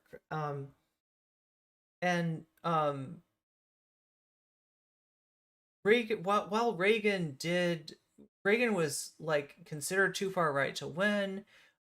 He did make a lot of ridiculous economic policies, but he was somehow known for reaching across the aisle. Like Obama would have taken the place as the bookend to Reagan, right? Like Reagan was also called the great communicator. He was good at making speeches. He was good at garnering sympathy from American people, right? He, despite the fact that the press didn't give him a lot of a chance to win, he charmed people. People liked him. He was like seen as like a friendly grandpa, like a grandpa that gives you the old timey candy, and you're like, thank you, grandpa. That's a really good orange wedge. Thank you, grandpa's so cool, right? That was who Ronald Reagan was, and Obama wanted to be like, kind of, um, somebody that I don't know. Yeah, Democrats are expected to compromise in a way that Republicans aren't, and I think that's what somebody in chat was trying to get across. It was Sam Alito. Thank you, Michael. That it was Sam Alito. He should have been more concerned about Guantanamo and drone attacks against civilians. If he was really concerned about his longtime legacy. Yo, at the time, the conventional wisdom was that not doing that would make you look bad, right? The people that he wanted to impress, the David Brookses of the world, wanted to see him continuing to prosecute the so-called war on terror. Bustering. And drones are a great way for a president to do that without having the backlash against committing troops on the ground to a conflict in the Middle East, which might, like the Iraq War, become unpopular. They're not filibustering. No, they're not. He was a better actor than we thought. Filibustering. That was you correct. You corrected The Democrats. They're not. The Democrats. Republicans get away with lying at a much higher degree than Democrats do. There's something about the expectation too, especially with Trump. Like, at this point, you expect Trump to lie. You expect Trump to be guilty of violation of consent. You expect Trump to try to cheat to retain the presidency, right? So that when he does it, it's not a man bites dog story. It's a dog bites man story. And so it just doesn't get that much attention. There's so many stories like that there's like a kind of people are sleeping on it. There is no. Ronald Reagan was considered too far right to win. Yeah, back when he started to run, he was considered too far right to win. If he were still alive, yeah, that's a great point. Tribe Called Quest is pointing out that Ronald Reagan, at least via his policies, like the policies that he actually held, right, are not policies that are too liberal for Republicans. And honestly, if I'm being real, probably for some Democrats too. One who has ever even speculated that it's possible for Donald Trump to win the presidency and for the Democrats to take back the Senate. Those two things cannot happen. And so the Democrats. So Sam's talking about the effect of coattails, right? What coattails means is that if a president wins election, especially if the president wins by a large majority, there is an expectation that the people that go to vote for this popular president will also vote for the senators and or Congress people of that party, so that in an election year, when you have, wait, is that what he's saying though? Because this isn't necessarily true. This isn't necessarily true, right? There are examples of. Am I misunderstanding Sam? I don't completely agree with him. In general, there's a coattails like effect, right? If you got a massive like landslide, then all those people that come out to vote for the landsliding candidate are probably going to vote for senators that back them up. But the American people are weird, and sometimes they like the idea of they want to, like the enlightened centrist types, for instance, they want to feel like they're not beholden, they're not committed to one party, they are above that, right? And so they're like, oh yeah, so a Democratic president and a Republican Congress, and then and they don't realize that anybody that knows anything about politics knows that what that means is gridlock. That means that no policy, very little policy will be passed. And even if it is, right, the things that the Democratic and the Republican Party agree on oftentimes are things that absolutely screw the American people. So, but despite that fact, there is a penchant out there for divided government as a, good in and of itself. So I don't know if Sam is right about this. Don't have the ability. Am I misunderstanding him? Obama was to the right of Reagan on immigration. To not provide a hearing. Oh, right. Yeah. Reagan did amnesty. For Donald Trump's. TYT pulled me left. What's up, Kingfisher? Good to see you. Now I might be further left than anyone working there. Nominee. There's no way the Republicans are going to go 4 years without a hearing on. They can maybe get away with this with Obama. But what you can't get away with is not having a sub during the top of the hour and the bottom of the hour ad break. You will absolutely be busted.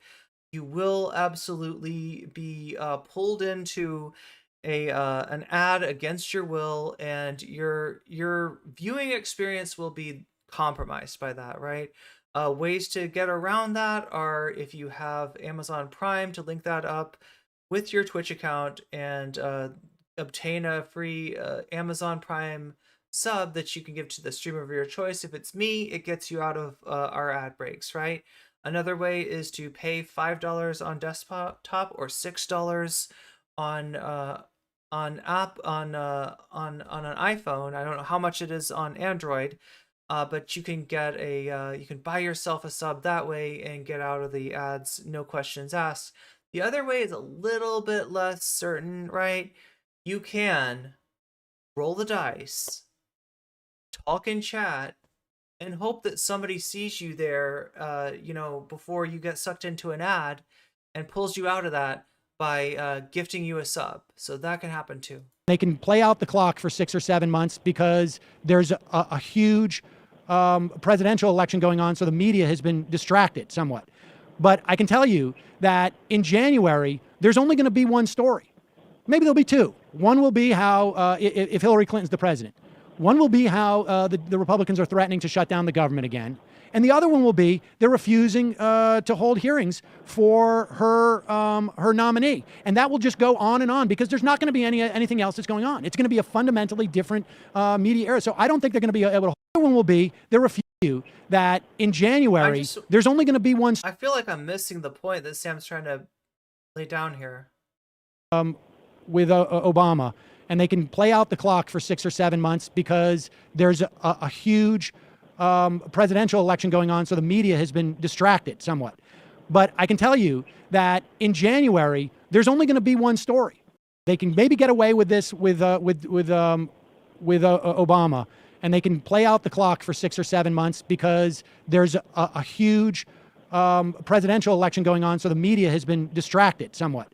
But I can tell you that. So he's saying the Republicans can hold out the nomination process on Obama, but if Hillary gets elected, maybe that'll become a bigger story. In January, there's only going to be one story. Maybe there'll be two. One will be how, if Hillary Clinton's the president. One will be how. It's possible that they were both wrong. And look, this is just one little point, right? The Republicans are threatening to shut down the government again. And the other one will be they're refusing to hold hearings for her nominee. And that will just go on and on because there's not going to be anything else that's going on. It's going to be a fundamentally different media era. So Sam's saying, I guess, that if Hillary wins, the Republicans are not going to be able to continue to hold out. It's an irregular, abnormal thing that they're doing by holding out on Obama.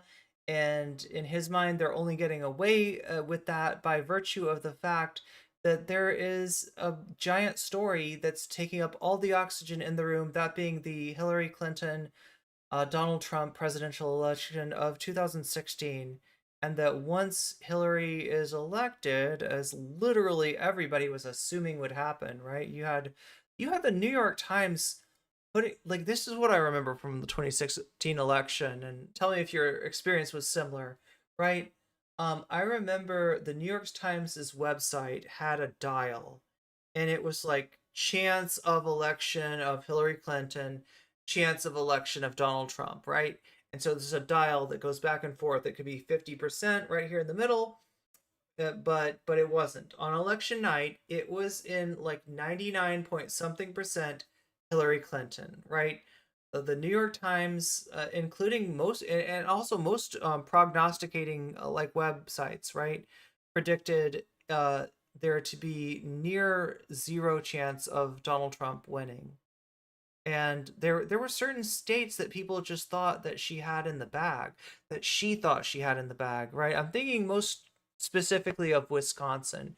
This is a state that she did not even visit, right? Because she didn't think it was in play. And if she had that firewall, if she had Michigan, Minnesota, Wisconsin, and all these states, in place, there was just no chance electorally that Donald Trump could win. But of course, we all know that's like the dial on the New York Times, website. It went from 99 to 97, 91. As more and more electoral votes came in for Donald Trump, 72, 61, 55, 50 now, right? Then 45, 35, 20, it went all the way from one side of the dial to the other, right? And, of course, Donald Trump won. I don't think they're going to be able to hold out for 4 years. And Democrats certainly wouldn't be able to hold out for 4 years because they don't in the 18th century believe in the destruction of the Senate as an institution in the way that Republicans do. And frankly, I'm okay. So that's what he's saying. Oh God. Okay. So Jimmy Dore is saying that if Trump wins, a Democratic Senate could hold out could hold out a nomination, a Supreme Court nomination, including the one that was there, right? The Merrick Garland one, right? And I guess what Jimmy's thinking is that look, the Republicans have broken the convention, so the convention is now broken. If Donald Trump becomes president, the Democrats are gonna hold on to the Senate, and they're just gonna stop him from nominating anyone. And of course, that's not what happened. So Sam Seder W here. glad about that. Most mainstream media and political pundits were pretty much sure that there was no real chance that Trump would win, so they entertained him as a clown. He made so much money for CNN, right? He made so much money for CNN, and they made so much. They basically made him president. Okay, so here's my theory. I'll just give you my theory is that if the Republicans can do this to a guy like Merrick Garland, that they've already said is a great justice, for a whole year without batting an eye and paying no political price for it, I say the Democrats will be able to filibuster someone that Donald Trump nominated. And then in 2 years, the Senate, in my opinion, it would flip to Republican just because of, I agree with. Okay. Yeah, Jimmy's not living in the real world here. Do you remember when a lot of people were laughing about the idea that Trump could win in 2016?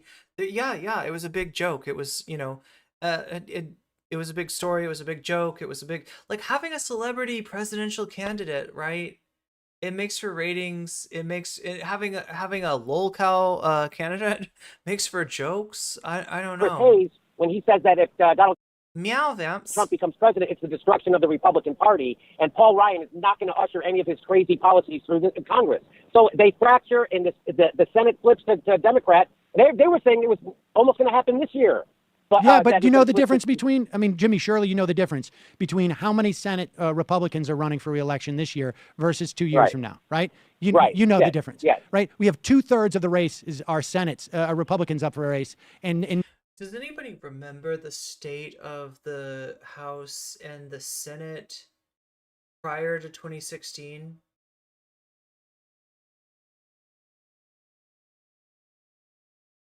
Because I know that the Republicans took all three branches in 2016, but I'm trying to remember what the state was prior. in 2 years, we have 2 times the number of Democrats who are up for re-election. So the idea of the Democrats taking back the Senate in 2018 is an extreme long shot.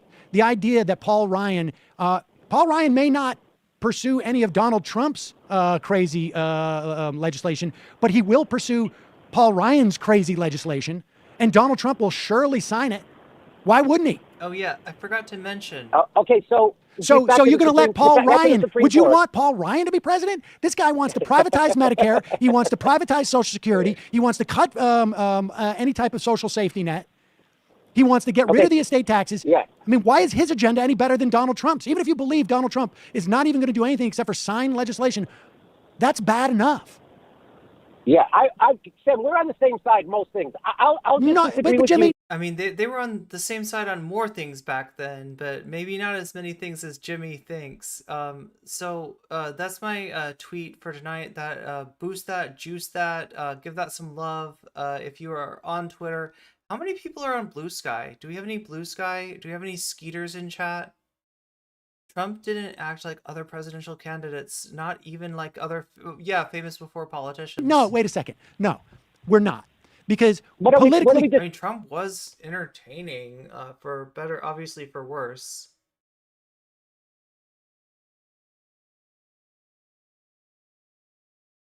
Reuben Walworth was nominated for a SCOTUS 3 times, and his nomination was withdrawn 3 times. Yeah, I mean, it can happen. It's just the exception rather than the rule. Most mainstream media and political pundits, were pretty much not considering Donald Trump. Even though Donald Trump, here's the thing though, Donald Trump wasn't far behind in terms of the polls, the national polls. It was pretty close, but the state polls looked good for Hillary. But yeah, they just. I mean, except for Hillary Clinton and the Supreme Court. We disagree 100% on that. And I think that if Donald Trump is president, it's way worse for the Republicans. And if Hillary Clinton is, I agree with Chris Hayes when he says Hillary Clinton is good for the Republican Party. And If that's what I was asking, if I'm already on Blue Sky. I'm just curious who else is on Donald Trump is bad for it. I agree with him. I agree with that too. What's up, Maximilian? But in the meantime, we have a Supreme Court that is going to be moved to the right for generations. In the I disagree meantime, with you on that. I mean, you haven't given me an argument that rebuts what I. Okay, so what is this argument really about? I feel like they there's a piece of, so he's referring to like some content that Sam did, maybe reacting to Jimmy Dore, where but I'm just trying to figure out what it was for. Was this Jimmy Dore saying Bernie or bust, and Sam saying, does it, like, am I weird for the Supreme Court should be abolished? Am I weird for not knowing this? Am I weird for not, like has anybody else figured this out? Like, I'm not entirely sure what this argument is about. It sounds like a Bernie or bust argument. said that the Democrats. That being, people who were saying that since Bernie had been robbed of the nomination, that they just wanted to sit out the presidential election, or they wanted to write in Bernie, right? That's what a Bernie or buster was. Could easily filibuster any bad appointee, and they could say, "Hey, until you give us someone as good as Merrick Garland, we're going to keep filibustering this." And all we have to do is do it for 2 years. I mean, and that's what it sounds like. That's what it sounds like. Jimmy Dore is making an argument for, just out of principle, not casting a strategic vote against Donald Trump for Hillary. I think that's what this is about. proof that they could do it is that the Republicans are doing it to a guy like Merrick Garland, who they already said they like, without batting an eye for a year. So I just disagree with you on this, Sam, on the Supreme Court. I just disagree. And what with you. about when Justice Breyer or Justice Ginsburg pass away or retire? Yeah, I mean, So they're going to filibuster. They're going to prevent 2 vacancies from being filled, and then you think, based on that in the context of American society as you know it. Okay, so obviously Jimmy Dore was wrong about that. There was no there was no ability for the Democrats to filibuster, right? God, I mean, I guess they could have filibustered, but they didn't, and they usually don't. And like, filibustering a nominee is really, really, really rare. And even though the Republicans had already broken the convention by refusing to even hold a vote on Merrick Garland, despite having said, many Republicans having said he was a good candidate, despite the fact that Obama even nominating Merrick Garland was him throwing a bone to the Republicans, they didn't do it, and there was no effort to hold up, serious effort to hold up Trump's nominees on the Democrats' part. without a presidential election going on, that the Democrats are going to retake the Senate, even though they have twice as many people. And so, like, just so you understand, this is a different Jimmy Dore. This is a long time ago. He's not pro-Trump. He's anti-Hillary. He's burned by Bernie getting shafted in 2016, and he wants to take that out by just denying his support to the Democratic Party. But he hasn't made common cause with Boogaloo Boys yet. He hasn't done a lot of that. So you can tell, though, in some way he is living in a dream world, right? You can start to see the issues with Jimmy Dore as a political pundit, in that he's just not being realistic, thinking that the Democrats are going to have any kind of backbone, let alone doing something like, holding the line against any Trump judicial nominee, right? That's just not realistic. Up for re-election. I mean, oh yeah, reminder to everybody to snack and hydrate and hit that like button. Sam, did you think that Hillary Clinton was a stronger candidate than Bernie Sanders against the Republicans? No. You didn't? You always thought Bernie Sanders was a stronger candidate than Hillary Clinton against the... I mean, this was true, right? Polling wise, at the time that at the time when the nomination was in contention, Bernie performed better against Trump than Hillary. Hillary is not just a bad candidate, she's a historically bad candidate. She's a historically acharismatic candidate, and in my estimation, one of the only people capable of losing to Donald Trump. People think that Donald Trump was this like black swan juggernaut who came out of nowhere and was just super powerful mutant candidate. Donald Trump, right? That's not true. Donald Trump was a terrible candidate, but Hillary Clinton managed to be a worse candidate.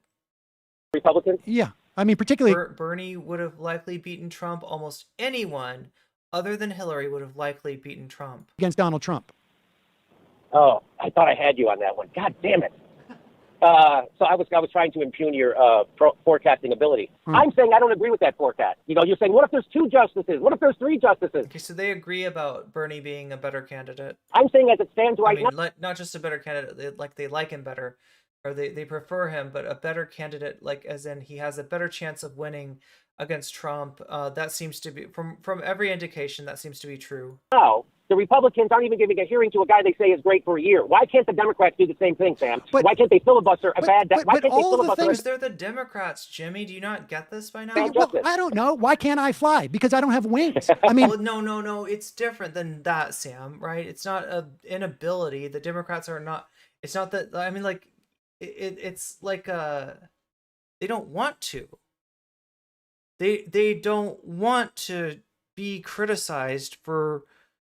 like destroying democracy, which is what would happen if they did that, right? They're like, they can't take the heat. The Republicans can take the heat. The Republicans will just giga chad that, like they're just gonna be like, what? Yeah, we broke convention, like, right? Everybody always at least holds a vote for the nominee during the president's term that nominates them. We're not gonna do that. We're not gonna give them a vote. We're not going to, give them the benefit of the doubt. None of that stuff applies, right? And the Democrats can't... It's not that the Democrats can't do that. It's literally that they don't want to do that. It's that's not who they are. The fact is, Jimmy, is that you are taking... I mean... What do you mean Jimmy was being unrealistic? Jimmy was expected... Wait, are you kidding? I can't tell if that's like a sarcasm, but on the chance that it wasn't sarcasm, Jimmy thinks that the Democrats are going to have a backbone. That's unrealistic, right? If you know the Democrats, you know how the party operates, they cannot act independently of the conventional wisdom, right? They cannot do something that the mainstream media does not want them to do, and filibustering Trump's nominees, would fit the bill for that. The what you're talking about, there's no... He wants the Democratic Party to be able to do what the Republican Party does all the time, but it's just not who they are. Look, like, I don't like the Young Turks. Obviously, I've let you know a lot about my problems with the Young Turks, right? But Jink had one good description of the Democratic Party, and he compared them to the team that plays against the Harlem Globetrotters. If you don't know, the Harlem Globetrotters basketball games, they're kind of like wrestling, right? The Globetrotters are usually gonna they you know, it's a setup. It's entertainment. It's not a real competition, right? So you got two teams, the Harlem Globetrotters. Their job is to be heroic, look good, and to win. And there's the other team, and their job is to lose. The Democrats are that other team, right? If they you know, they make unforced errors, they refuse to you know, pursue what they state as their agenda, especially if, you know, there's any pushback against it. You know, they're essentially paid losers, and when they do by some chance get into power, right, they fumble the ball. That's a different sport, I know, right? That's football, right?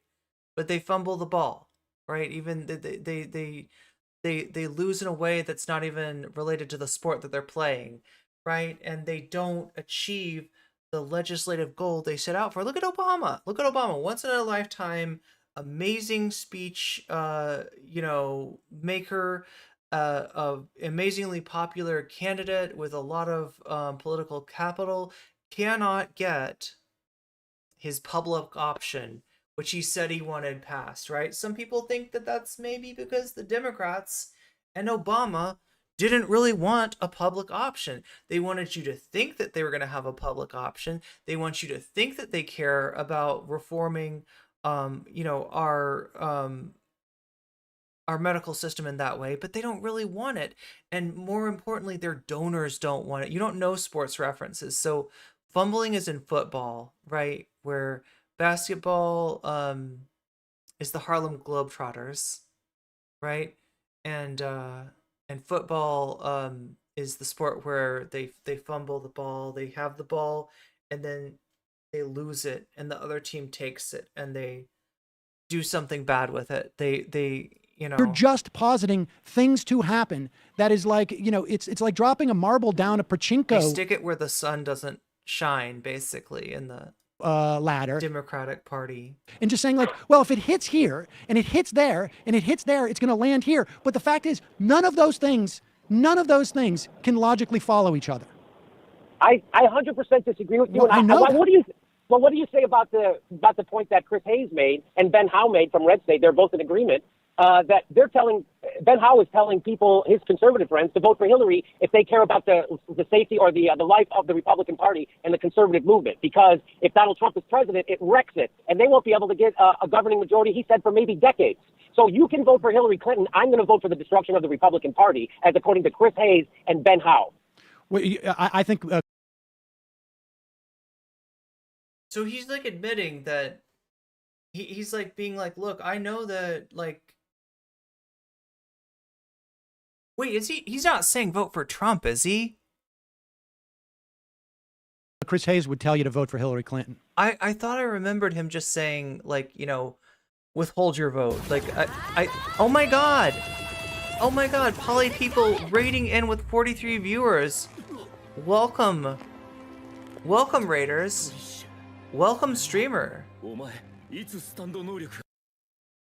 Welcome to my chat. Yeah, we're in the middle of Sam Seder versus Jimmy Dore. It's finally happening. Look at this. Look at this. Also, if you notice, Sam Seder got a little bit younger, too. Like, how did that happen? How did his hair get less gray?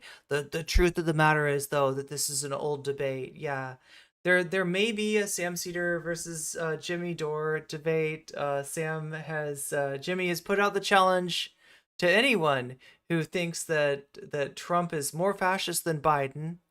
He's willing to debate them. Sam Seder took him up on that challenge, and we'll see if Jimmy Dore makes good on his promise. But Chad is not hoping too strongly for that. So yeah, we're taking it back to 2016. We're trying to decipher what even this debate is about, because whatever this is, they've been talking about it for a really long time, and they're making certain certain assumptions.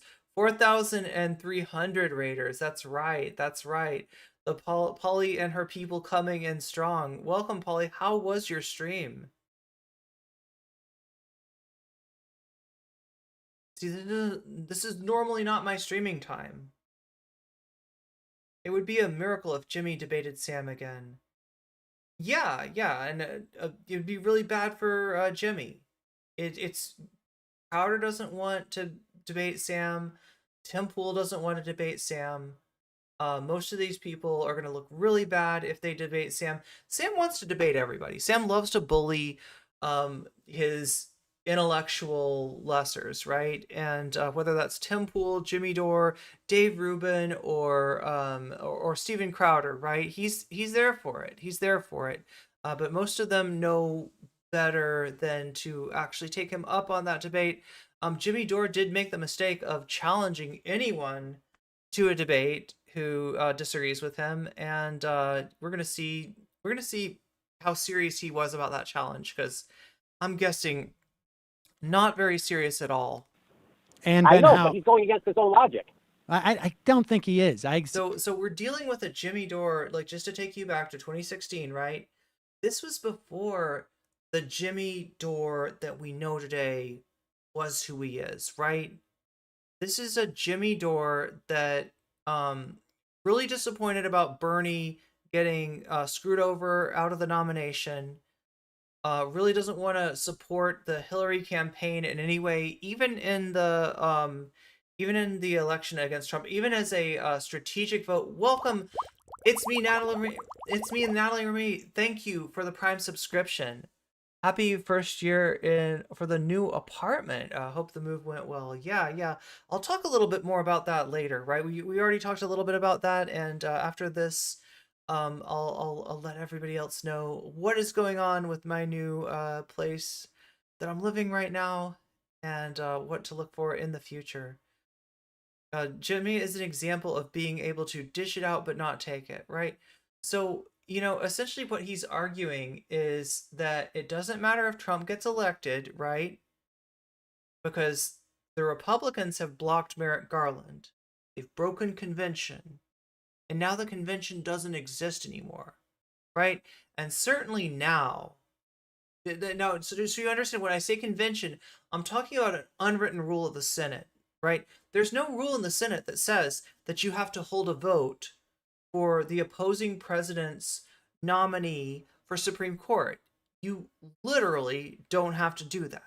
But people do it anyway, and if one side doesn't do it, it's seen as gauche, which means left. But in this case, it's the Republicans doing it, so I guess it would be droit, which means right in French. I don't know what I'm saying, chat. The Republicans, they broke the convention, and Jimmy Dore is thinking, well, so, like, now that the Republicans have done the thing that you're not supposed to do, the convention's broken, so the Democrats don't have to abide by it. So if Donald Trump gets elected, the Democrats, all they gotta do is get their Giga Chad faces on and filibuster any Trump nominee. So there's no danger of the Supreme Court being pulled to the right, because the Democrats are going to grow a backbone. Now, like, he's already mad at the Democratic Party for what happened to Bernie, right? I don't know why he trusts them. I don't know why he's trusting them here to do the right thing, even strategically. And you're not just talking about that. You're talking about the Democratic Party having a backbone. This is a party which famously doesn't have a backbone. But somehow he thinks they're going to grow one. Somehow he thinks that a Trump presidency would actually be bad for the Republican Party, would destroy the Republican Party, would not result in significant downsides for Americans, because the Democrats are just going to block everything that Trump tries to do. Southern strategy didn't just work in the South. Yeah, true.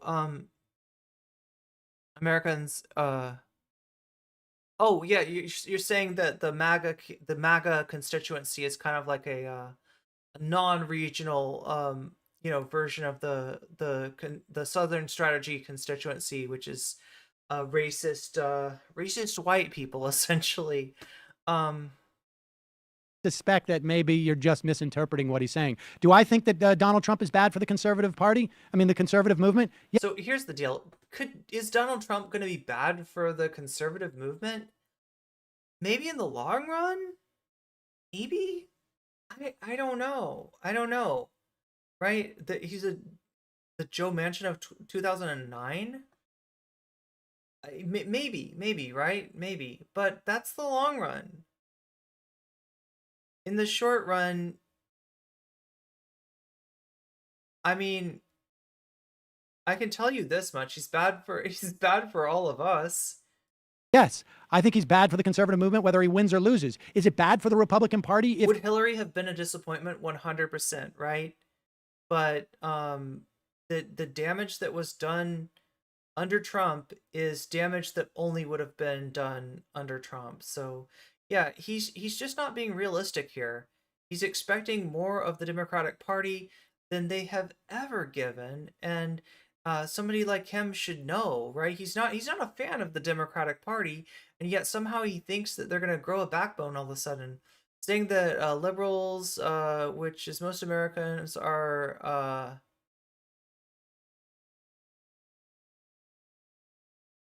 well, most Americans are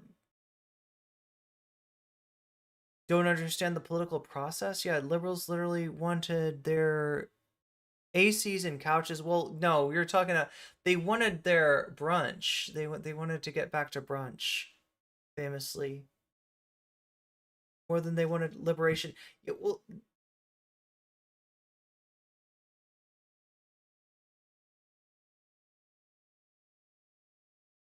if he wins, I'll tell you what happens if he wins. What he wins is like people like Ben Howe lose. They lose their job. But there are other people who win. And those people will continue on, and they will just continue. It's not like the Republican Party is going to say, like I said, Hillary Clinton has no one to blame for her loss and Donald Trump's win but herself. It's not that Donald Trump was a phenomenal candidate. It's that Hillary Clinton was a phenomenally bad candidate. Donald Trump was too, but Hillary managed to be just a little bit worse, right? This is just like the perfect storm, in terms of a weak Democratic candidate and a slightly less weak. Like I think that most people would have beaten Donald Trump. I think that Hillary just committed so many unforced errors. The one that I point to is her lack of campaigning at all in Wisconsin, and that's what left us with Trump. oh, what's become of us? I mean, look at the way they're reacting now.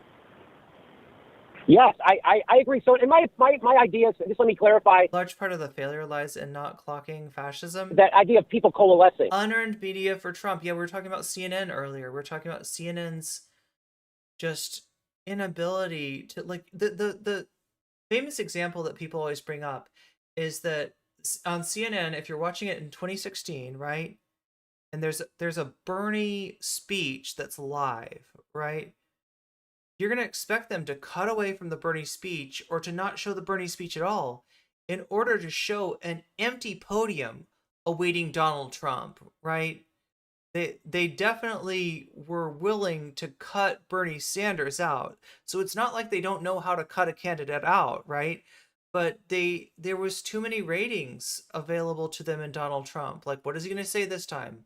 What is he gonna, how mask off racist is he gonna go? Will there be violence at the event? Will he support the violence? Will he promise to pay for the legal bills of anybody who enacts violence on any protesters in there, right?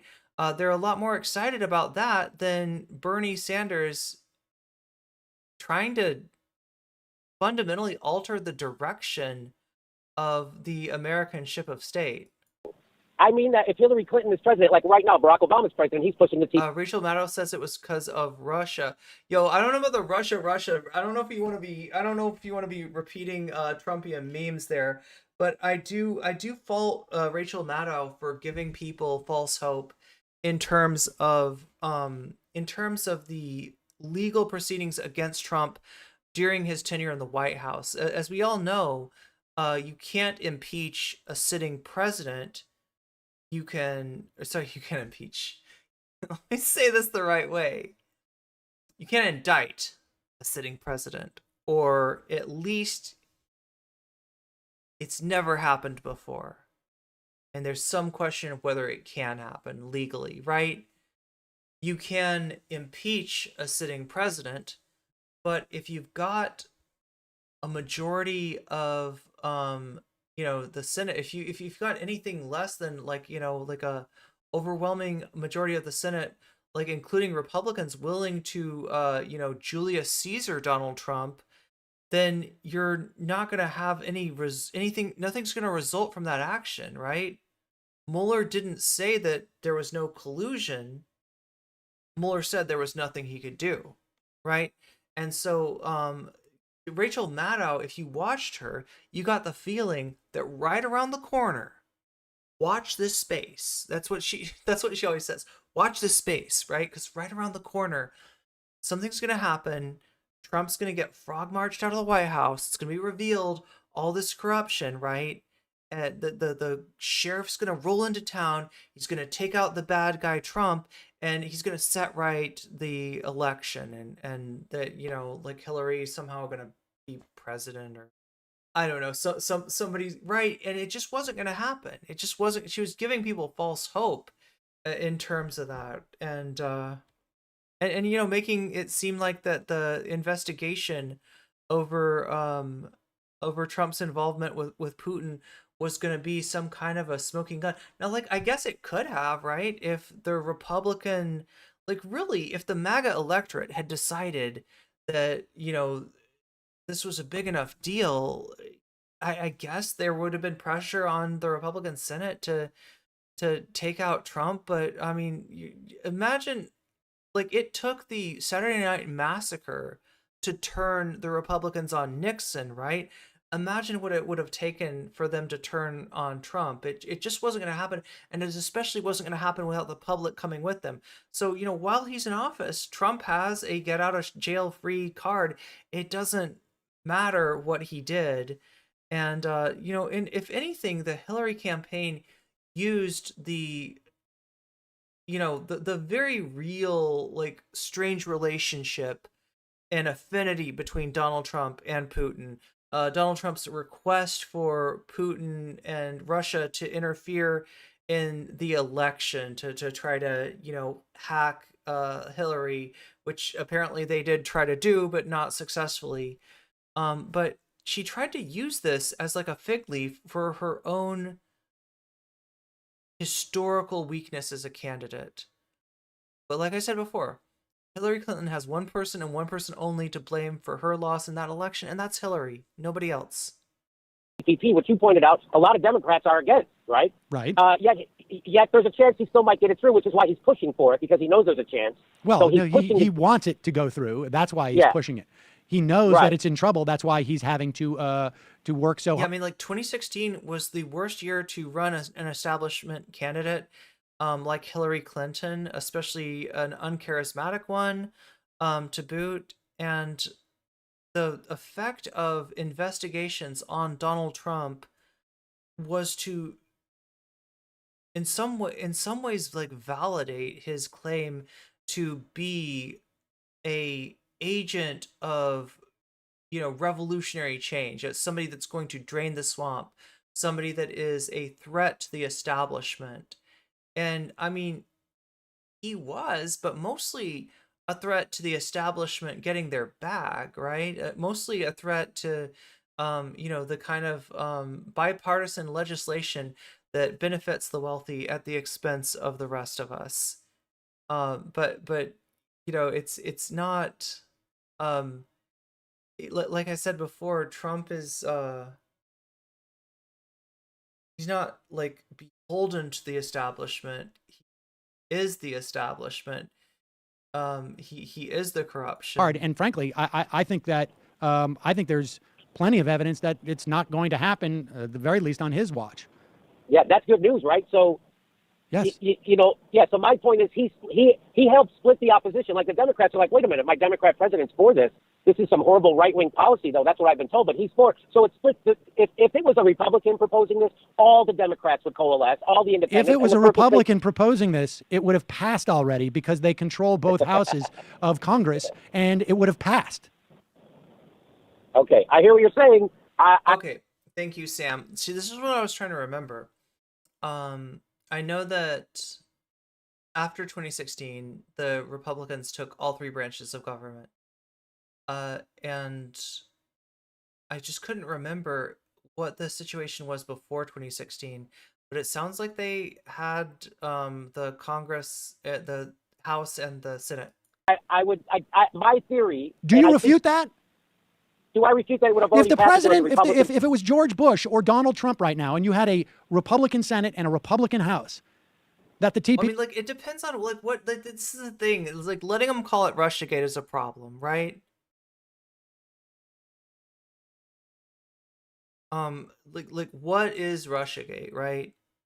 If Russiagate is like a affinity and a close relationship between Donald Trump and Vladimir Putin because they both represent a reactionary movement in world politics, that's absolutely true, right? But if Russiagate is there's a Steele dossier and Donald Trump participated in some water sports in a hotel in Moscow and is therefore compromised by Vladimir Putin, like doesn't really like Vladimir Putin, but is beholden to Vladimir Putin because of the tape, the water skiing tape, the water sports tape, right?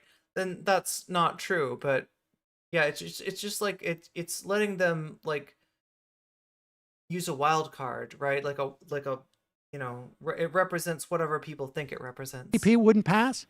The reason why the TPP is not going to come up for a vote in the lame duck. So yeah, the troll farms are real. Session is and there was serious stuff in the Mueller report, but what Mueller said was that he didn't say there was nothing there. He said there was nothing he could do about it. And it's true. You can't indict a sitting president, or at least, if you can, they weren't going to be the ones to test it out in court. Because it's Obama trade. Right. So you're saying the Republicans don't want to be seen going along with anything Barack Obama does. Right. So you're saying that a Democrat pushing the TPP is not as bad as a Republican pushing the TPP, so we should vote Democrat. Well, I don't think Hillary Clinton's going to push the TPP. I mean, the confusing part about this whole thing, right, is that if you want to look at the contingents geopolitically, you've got Putin, informed by Alexander Dugin, the author of the Fourth Political Theory, a political theory that literally incorporates fascism, right? As like we should do this, right?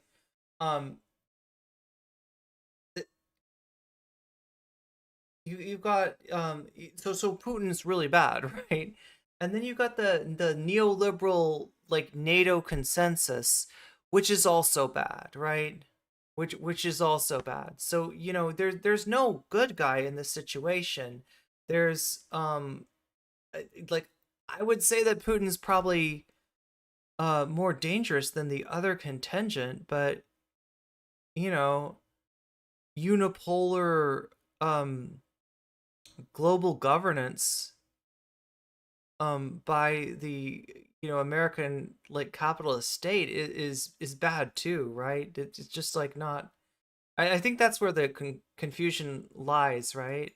Honestly, yeah, I think it's too toxic for her at this point. I think there's too many people in the Democratic Party who are going to do it. And frankly, if you have a Republican-controlled Senate and House, yes. The media focused on Russia, but never Trump's connection to Saudi Arabia. It's better for a Democrat to push the TPP because they're not going to give Hillary trade either. I mean, Trump's basically in bed with all the worst people in the world. They're going to follow the exact same strategy they followed with Obama, which is obstruct. So in the same dynamic that prevented Barack Obama from cutting Social Security benefits because the Republican Party wouldn't go along with him, and then ultimately The Democratic Party got strength. Unipolarity is worse than multipolarity. Yeah, but like if your multipolarity is like, you know, right? If you're if one of the new poles arising is Dugin and Putin, that's Strengthened, and they completely changed their position on it by 180 degrees. That is what I expect that dynamic. And honestly, looking at like you know, the clown show that is the Russian state at this point, a more likely candidate for breaking up America and unipolarity is China. As far as you know, which again, you know, that's not my endorsement of Xi or China or anything, but yeah, I mean like that's where multipolarity is going to come from, not from you know, the absolute joke of Putin, and that's probably a good thing too. Putin is an absolute reactionary, you know, who has like a fascist in Dugin whispering in his ear. To continue. Yes, I remember when George Bush also proposed privatizing Social Security, and it was dead on arrival because privatizing Social Security is far more extreme than simply cutting benefits. Right. But I'm in favor of expanding benefits, and the Democratic Party is not. So Obama tried to make a deal with the Republicans in order to cut benefits, not privatize, not do what George W. Bush was trying to do, but to be seen as a responsible statesman, like somebody who's willing to reach across the aisle to do the right thing. And in their mind, the right thing is to consign Americans' retirement to the private sector, which would have been really bad. Now that's the official position of the Democratic Party and all of the Democrats in the Senate. Right. Did you know since Bernie endorsed her, Hillary stopped talking about climate change in her speeches? You know, she's exporting fracking around the world. She says the Republicans don't accept the science of climate change. She says she does. And we all know the science says that fracking is way worse for climate change than anyone believes. And yet here she is exporting it. So that's the kind of thing, the doublespeak, that people can't give their vote to. I can't give my vote to that, Sam. So you're going to enable the guy who thinks that climate change is a hoax because you think that's going to get us further down the line. No. I say it's time for a revolution, and we have to throw off the neoliberal agenda, which is pro-fracking, which is anti-climate change and anti-science.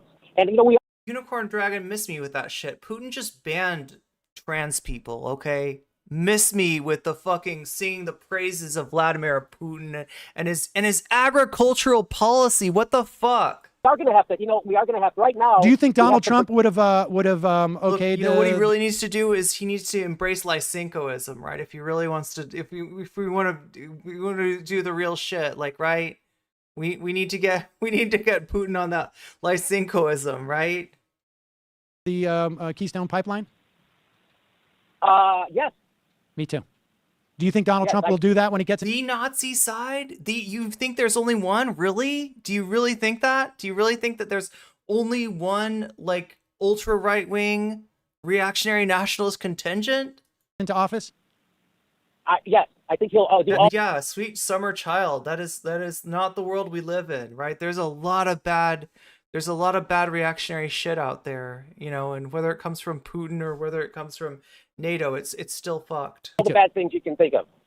I think so that, why would you not why would you to, not want to put someone in who's in position who is going to be relying on your votes to get reelected, who's going to have to address Bernie Sanders as a powerful senator in her China's imperialism? Yeah, I mean, but that's not the idea. It's not like, you know, we're not just like looking for a better, like, you know, caretaker of unipolarity, right?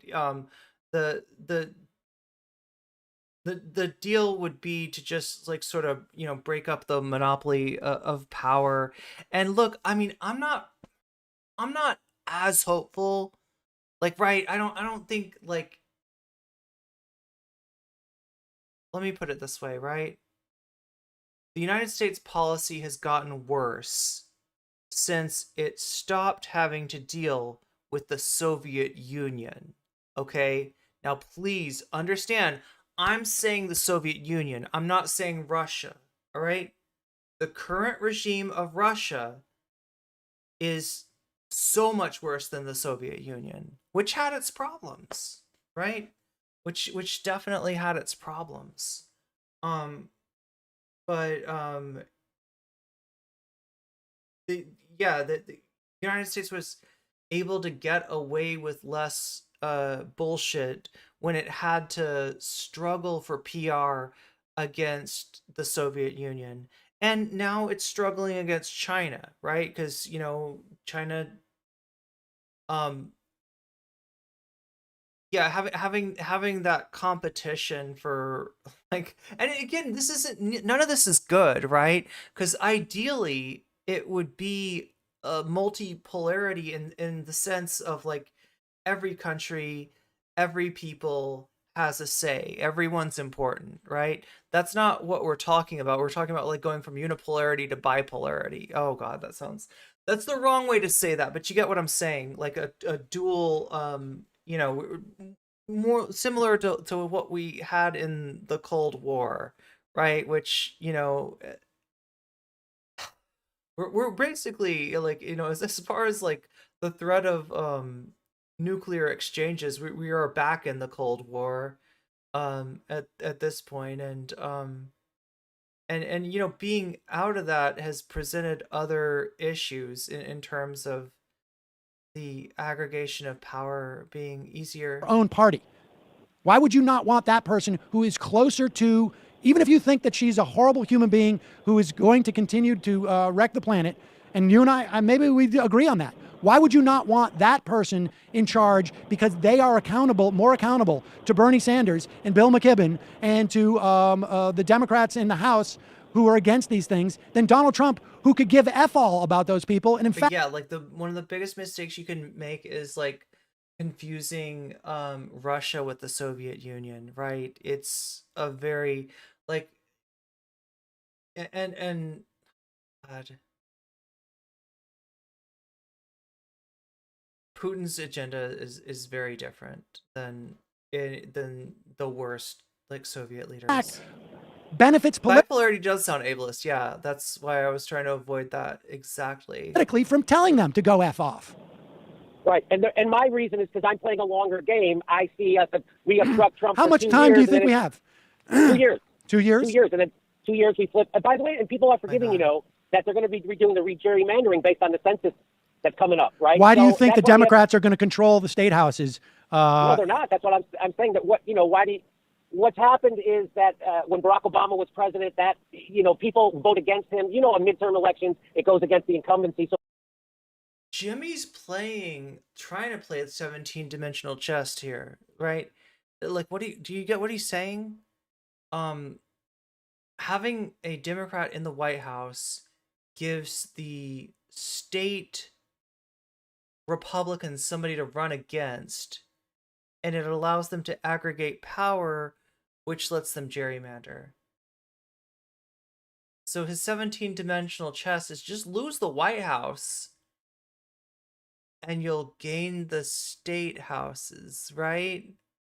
So that's what people... I don't know. More often than not, but not in 2002. Okay. So my point... American unipolarity is not that different than the British Empire. Being that I don't think... Well, yeah, we do have that special relationship with the UK. A Democratic presidency helps fix any of the problems we really need to fix. In fact, it makes a lot of them worse. And the Democrats gotten better. Yeah, the U.S. Yeah. So in terms of the military, well, I mean, okay. And so Neuro Riot's bringing up the relative power of the superpowers in the Cold War, which, you know, was somewhat even for a while, right? Versus China, which China, if you don't understand, if you don't know this, right, China's got a big problem, and that is that there is a chain of islands between its navy and the rest of the world. So in order to be a world power, you have to be able to exert influence. China's influence is hemmed in by a chain of islands from like the Philippines to Taiwan all the way up to Japan that like were their navy to be called upon in any sort of military you know, confrontation, they would very likely be destroyed on their way out of the, you know, the coastal waters of China. Once they start to go past that chain of islands, they they get blown up. And China has tried to countervail this. They have a ballistic missile program, a mid-range ballistic missile program, which is kind of interesting because the United States and I think Soviet Union signed a treaty to not do those types of missiles. China never was a signatory towards that, so they can build these types of missiles. They have constructed several artificial islands in the South China Sea to try to give them essentially, you can think of these as stationary carriers, right? And they house missiles. They can house planes, right? So China's trying to do their best to be able to project power out further. But despite having, I think maybe surpassed the United States in terms of Navy at this point. I'm not sure about that, right? But they effectively can't project force, so they're not on an equal. They're what's called a near peer, rather than being a superpower at this point. So let me ask you this. If Bernie Sanders was the nominee, Jimmy, would you continue to espouse this? Because, of course, this would mean the end of the Republican Party as we know it in the conservative movement. So would you? So Sam's asking, by your logic, right? By your logic, we shouldn't vote for Bernie either. If you think that Donald Trump's ascendancy to the presidency is going to destroy the Republican Party, and wait, there was something about like in 2 years, like, doesn't say it here. But yeah, he essentially thinks that like giving the Republican Party a Trump presidency is going to destroy it in the short term. That's obviously not true. You also Super late night, Irene. What's up, Link? not vote if Bernie Sanders was the nominee? No, because I do need to get to bed pretty soon though, but since my staying in a guest here and I don't want to be super loud and keep people awake past their bedtimes. Bernie Sanders isn't a neoliberal. I'm saying that people don't realize what they're getting with Hillary is not the opposite. But of your Donald theory, Trump. your theory of Donald Trump is that the reason why you would enable his presidency is because it's going to destroy the conservative movement. I mean, so why? It's short term. I mean, why wouldn't you? Why wouldn't you espouse this if it's only going to be 2 years and we can weather the storm and the Democrats could? Why would you support Bernie Sanders? Well, it's a risk Thank you, Link Retro, for the resubscribe. assessment, right? So right now, if my choices are Donald Trump or neoliberal warmongering Hillary Clinton in bed with Wall Street frackers and the big pharma, I'm going to say the risk, I'll take that risk of Donald Trump destroying the Republican. The sun will never shine, it never sets on the British Empire. That's the way people think of the United States, but it's absolutely not true. Party, but if I get a real progressive and that the country U.S. placed military bases along the island chains near. Yeah. The U.S. has military bases on all those. And also alliances with those countries, right? And it absolutely hems in any sort of projection of power that China might have. is behind, and he can raise awareness and consciousness about what it means to be a real socialist, that we're the richest country the face of the earth has ever seen, and we can afford universal health care, and we can afford a college for everybody, and we can regulate Wall Street and have a good... I don't know if he's trying to advocate for voting for Trump or if he's just advocating for a third party vote or for writing Bernie's name in or what. Economy. I'll take that bet. That's my risk assessment there. But if my choices are Hillary and Donald, that's a different risk. And so you have basically said that the Supreme Court is irrelevant in this assessment too, right? No, because let me just get this clear. Because the Democrats are going to filibuster for 2 years, then the Democrats are going to take over the Senate, and then you don't think the sun never sets on the American empire? I mean, I think that's the conventional wisdom. They're going to continue to filibuster for another 2 years. And because of the collapse of the Republican Party, we're going to get a Democrat that you can support. Who might that be? Do you have an idea 4 years out who the Democrat you're going to support for president is? Or is it going to be Jill Stein? I like Elizabeth Warren. Okay, so you think Elizabeth Warren is going to run 4 years and she's going to get elected? I didn't expect to hear that from Jimmy Dore, right? God. Then again, so the reason that Elizabeth Warren is like exceptionally hated right now, um, isn't for anything in regards to the 2016 election, I think, right? She didn't endorse Bernie, and she did eventually endorse Hillary when it was clear that Bernie wouldn't win. But the real bad thing that she did was staying in the race strategically to split up Bernie's votes, right? So, Warren and Sanders were the two leftmost candidates, and the fact that all of the candidates got out of the race at once, I think, except for Elizabeth Warren, is part of what screwed. Like, Elizabeth Warren seems to have been part of the plan to sandbag Bernie, right? Instead of having solidarity. Oh yeah, she attacked him too. Yeah, that's right. She actually did go after him in the campaign. With the idea that we're courting the same voters, and the only way that I break out is to destroy Bernie. And that's why when you see people talk about Elizabeth Warren, a lot of people will post snakes. And then everything's going to be fine. That's the plan. Exact, John Doe, you were one step ahead of me. My plan is. But that didn't happen yet, right? So there are some not great things. Also, a not great thing about Elizabeth Warren is that she wasn't willing to run against Hillary Clinton. Bernie Sanders thought that he was too old to run, did not want to run, did not think that he had the name recognition to be able to mount a credible challenge to Hillary Clinton.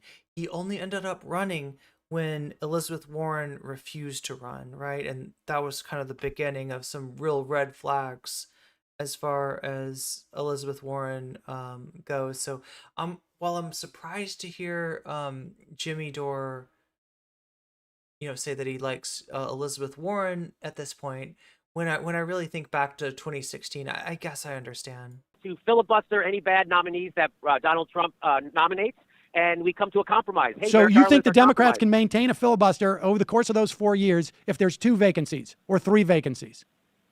Yeah, you think that Donald Trump can keep nominating maniacs to the Supreme Court who isn't a compromised judge? Why can't we?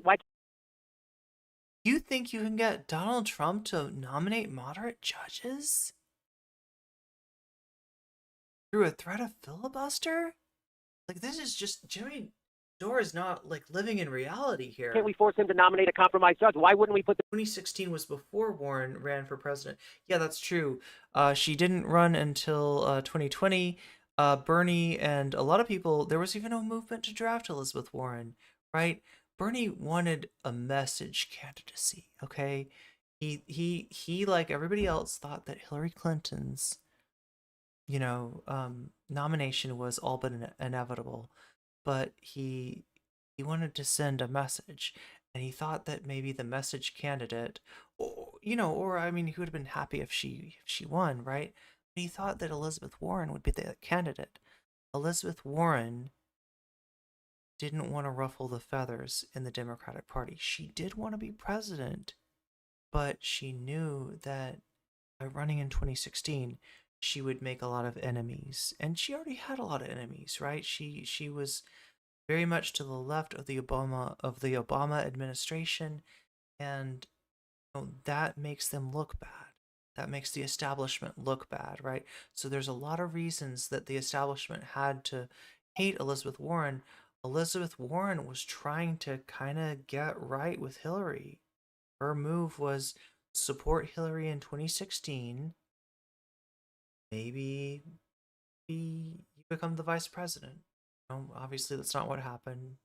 But maybe you become the vice president, and maybe more realistically, you can run for president in 2024 when Hillary Clinton is term limited out, right?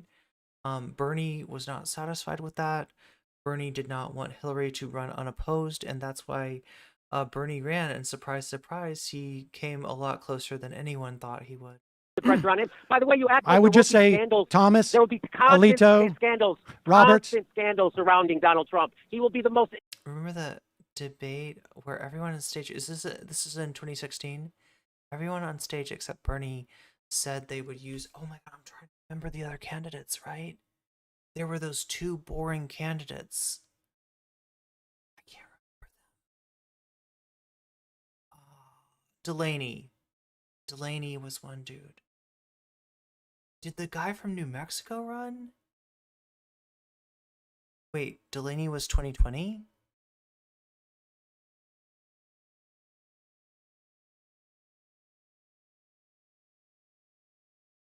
U.S. will never be a place of public military mobilization. Delaney X rise up, right? Ineffective president. This whole idea that somehow he will be She also agreed to use super delegates or to not? equal standing when he nominates someone as Yeah, a draft. Well, I mean, the selective service is still in place, but it's hard to imagine anyone using that. Martin O'Malley, thank you. Yeah, Martin O'Malley. Supreme Court is ridiculous. They're gonna rip him a new one every time he does something. He will be over scrutinized. Hillary won't be as scrutinized as You're him, going to and have that's a why I'm Democrat. Trump will be over scrutinized, right? He doesn't realize that what's happening during the campaign, which is normalization, right? You got something like grab her by the pussy that was assumed to be the end of the Trump candidacy, right? Either the Trump would drop out, the Republicans would pull his nomination, or just he would lose really badly. And got normalized. People got used to it. You could think of it as like the Republicans developed resistance against thinking less of Trump for all the Trumpy things that he does. It just got normalized, right? So he's absolutely wrong. Trump wasn't subject to greater scrutiny. He was subject to much less scrutiny. Democratic Senate and Congress for 2 years. They're going to be able to pass every. Yeah, so if anybody doesn't remember, super delegates are the way that the Democratic nomination process works is that there are delegates that you get from winning states, right? There are delegates that get apportioned according to the percentage of the state that you win. And then there are also super delegates, which are dignitaries, notables, Democratic Party power people, essentially, who also don't even know who they're like. I'm trying to think who they're nominated by, but essentially, the super delegates were committing to Hillary before their states had run their elections, and the math that they were presenting, because when they do the math of like who's winning, who's losing in the primary, they count the super delegates. If the super delegates have committed, they count those as, being delegates the candidates already won. And this was making it look like Hillary Clinton was actually ahead in the campaign when she was behind Bernie. So yeah, that's the single piece of legislation they want. He quite literally leaked a story to the New York Times saying that they were willing to do long-term damage to the party if it meant stealing the election from Bernie, if they had a plurality. It's true that the more jarring pieces of journalism I've seen, but it was shortly.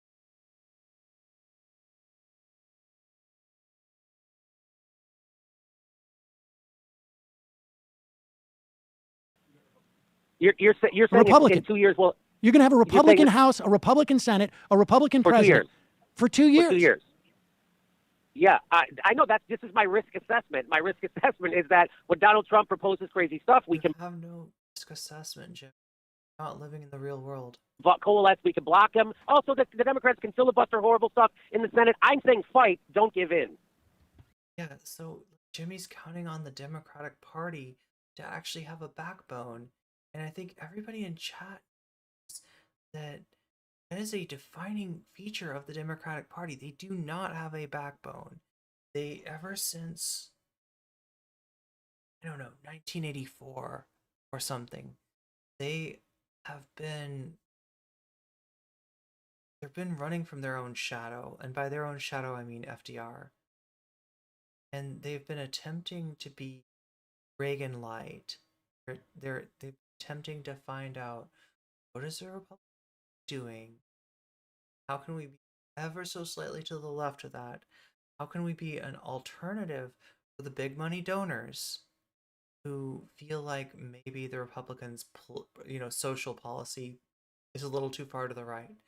That's been their strategy, right? So counting on them to have a backbone is going to end in failure every single time.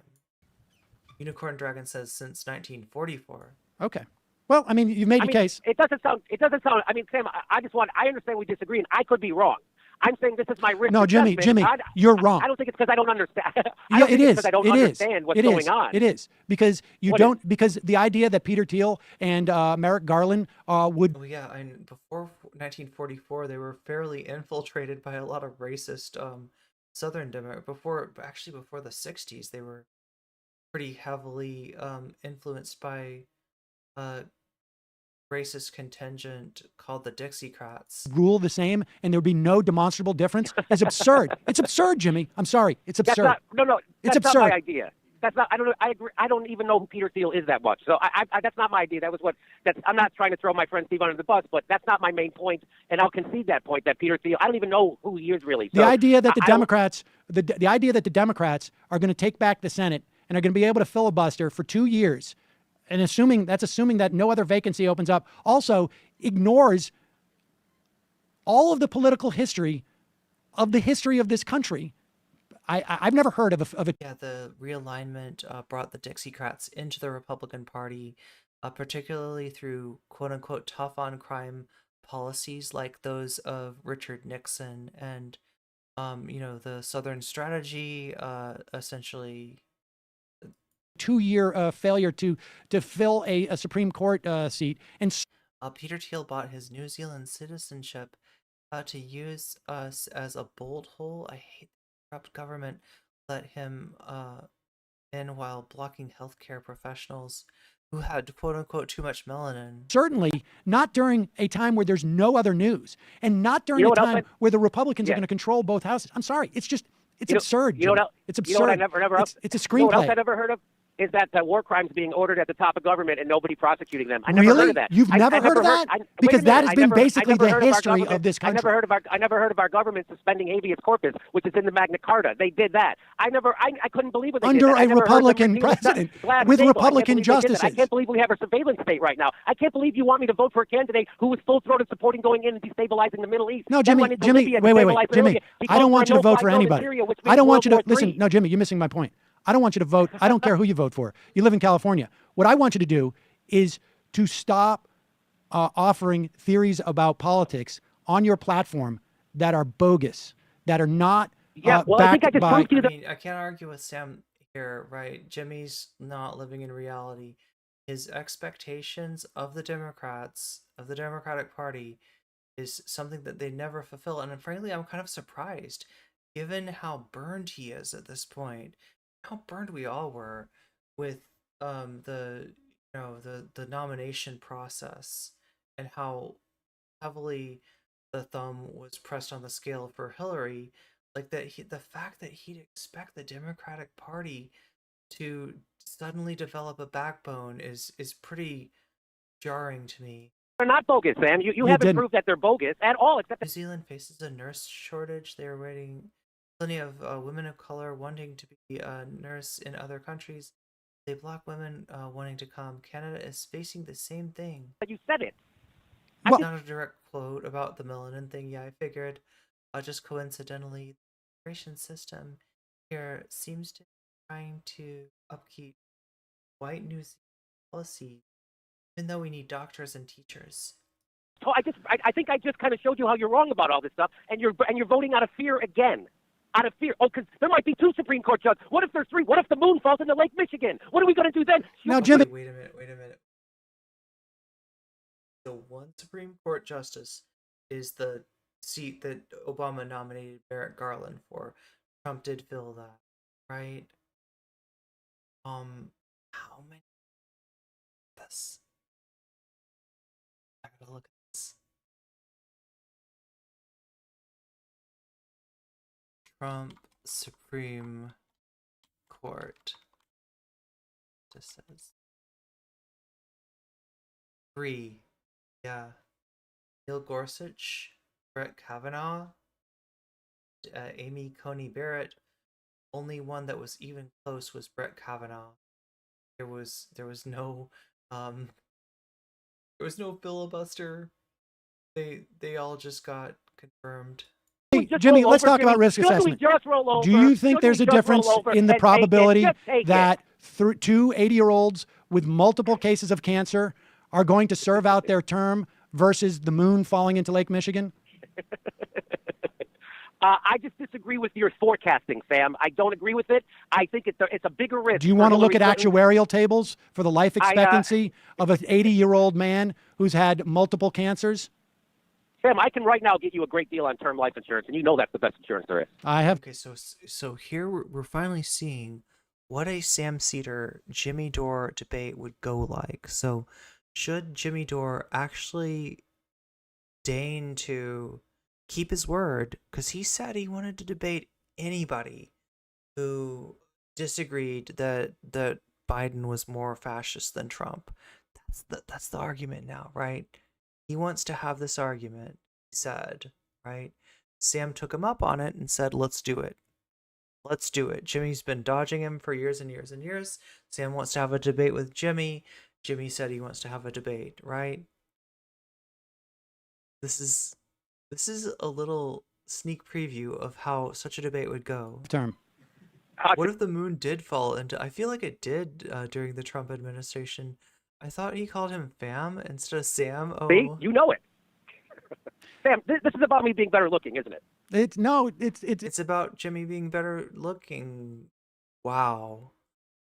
Okay. Oh my God. I'm just imagining going home to that. I mean, listen, it's not fun. You get home from a tough day's work, and Jimmy Dore is lying in your marital bed, naked, right? He's got a blunt in one hand. He's got...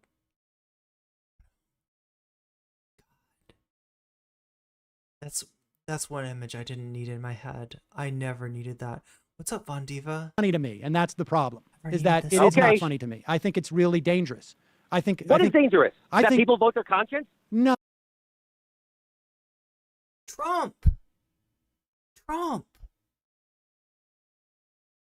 And it's not just Trump, it's the fascist movement that he enables, right? No, I think what's dangerous is, honestly, is using your platform and espousing fantastical notions that I think that could be really detrimental to the lives of literally millions of people. Did you say this about MSNBC when they were pushing the Hillary Clinton candidacy? Yeah. Did you say that they were irresponsible? Yeah. Well, I disagreed with them. Yeah, but you didn't say they were just irresponsible and reckless and all that. Now, I will do a little devil's advocate here, not so much for Jimmy Dore, but maybe for the Bernie or bust people, right? That don't have unrealistic expectations. Look,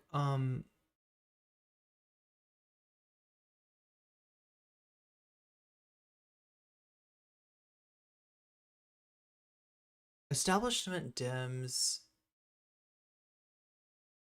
feeling like they've got the votes of everybody on the left in the bag is probably a bad thing, right? Them feeling that they don't have to do anything for our vote is a bad thing. We should always be pushing them to the left, both like before an election, you know, and after the election, right?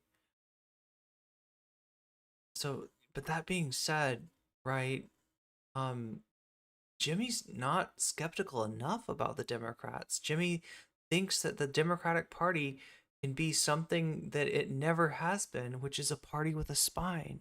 stuff to use their To be platform honest to with tell you, people to vote for Hillary Clinton? I don't watch it that often. The only show I Okay. watch is Hayes, and All I don't right. think he was doing that. Yeah. So I'm just saying that Hayes. if somehow if somebody disagrees with you to the left, they're irresponsible. You're But if not someone disagreeing with disagrees- me to the left. You're not disagreeing with me. We're not disagreeing on ideology. We're disagreeing on the way politics works. On We're tactics. disagreeing I'm on talking about- tactics. right. Yeah. Right, and the people who disagree with me gave us frickin' Hillary Clinton. Geniuses. Fucking geniuses, Sam. So anybody who's supporting someone who gave full-throated support to the Iraq War, I don't need your advice on how to vote. Well, I'm not advising you on how to vote, Jimmy.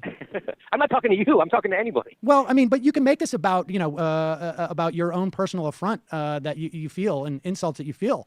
But that's not what it's about. It is insulting that anybody who is for somebody other than the main two parties is try to dismiss them, or you try to marginalize them. Not you, but you also, yes. But the mainstream establishment press also does that. They're still calling Jill Stein.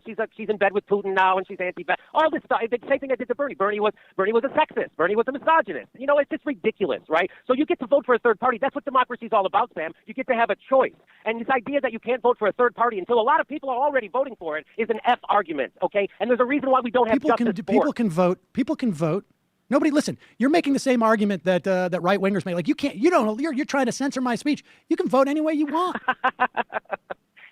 Yeah, Sam. Again, You're just. I mean, this is all about some type of a personal affront, and I don't care. I don't care about anybody's feelings in this. I don't care if people feel marginalized. Right. I don't care. It's not. That's not what this is about. Well, I know it's about that you feel like somebody who has a different political opinion. Everybody who's in the Green Party is reckless to you. No, that's not the case. Just me? No, I don't think that you're reckless because of your support of the Green Party. I think you're reckless because of the way that you're articulating tactics and the idea that you're dismissive of the Supreme Court, and you're basically not providing any context. So it's Jimmy Dore's claim that we got nothing to lose, right? That a Trump presidency would be harmful for the Republican Party while being, tolerable for us, right? While not having any dramatically negative consequences for the people in the country. And that's what's ridiculous. Text for the plan that you have, that this is going to long-term work out well for people. I mean, just in the past 5 months, we've seen the importance of He sounds like he thinks it's short-term going to work out well, right? His idea is that Trump is such a disastrous candidate at this point, right? Remember, this is 2016 Jimmy, right? 2023 Jimmy thinks that is saying that Biden is more of a fascist than Trump, right? So a lot has changed, but back here, he's not seeing the danger behind Trump, and he's assuming that Trump is so incompetent that his presidency will essentially fall to pieces, and that's not what we saw.